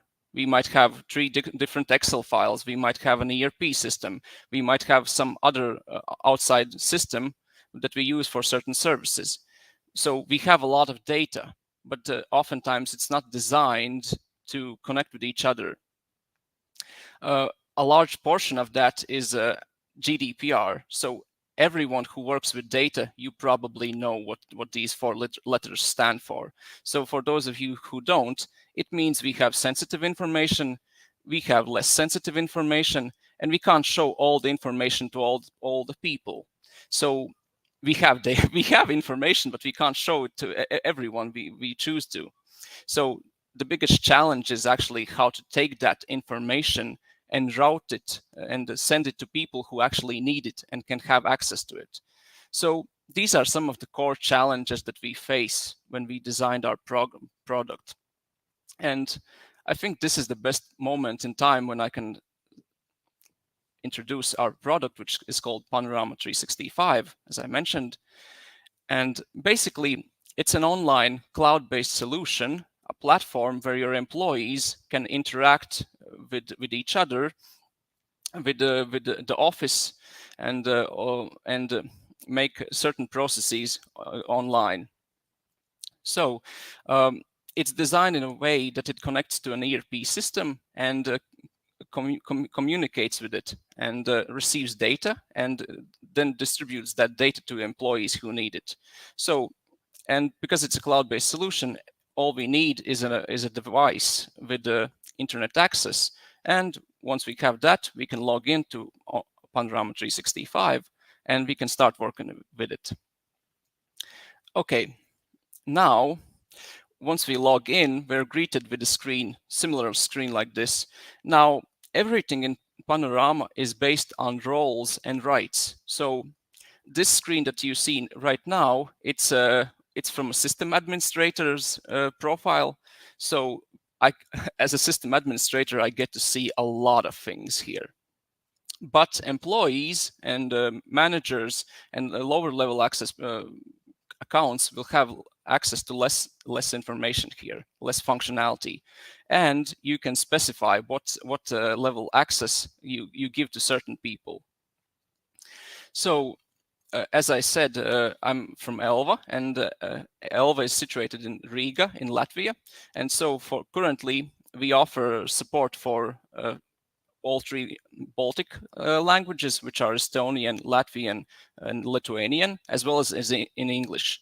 But there's also the possibility to add translations to different languages. So also Panorama is mobile friendly. Most of the basic processes are mobile friendly and really easy to execute on mobile phones. However, keep in mind that some of the more extensive data heavy interactions like shift planning and time management will still require a regular computer screen because, well, as much as we want to make everything mobile, a mobile phone screen size is what it is, and you can't fit a lot of information there. So for some applications, we still need to use a regular computer screen.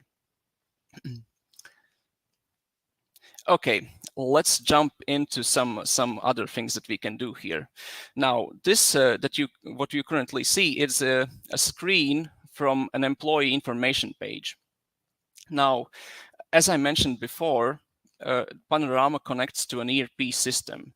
So a large portion of that data that we see here, for example, my employment data, like contacts, the team I work with, my position, and also my teammates, that information comes from the ERP system.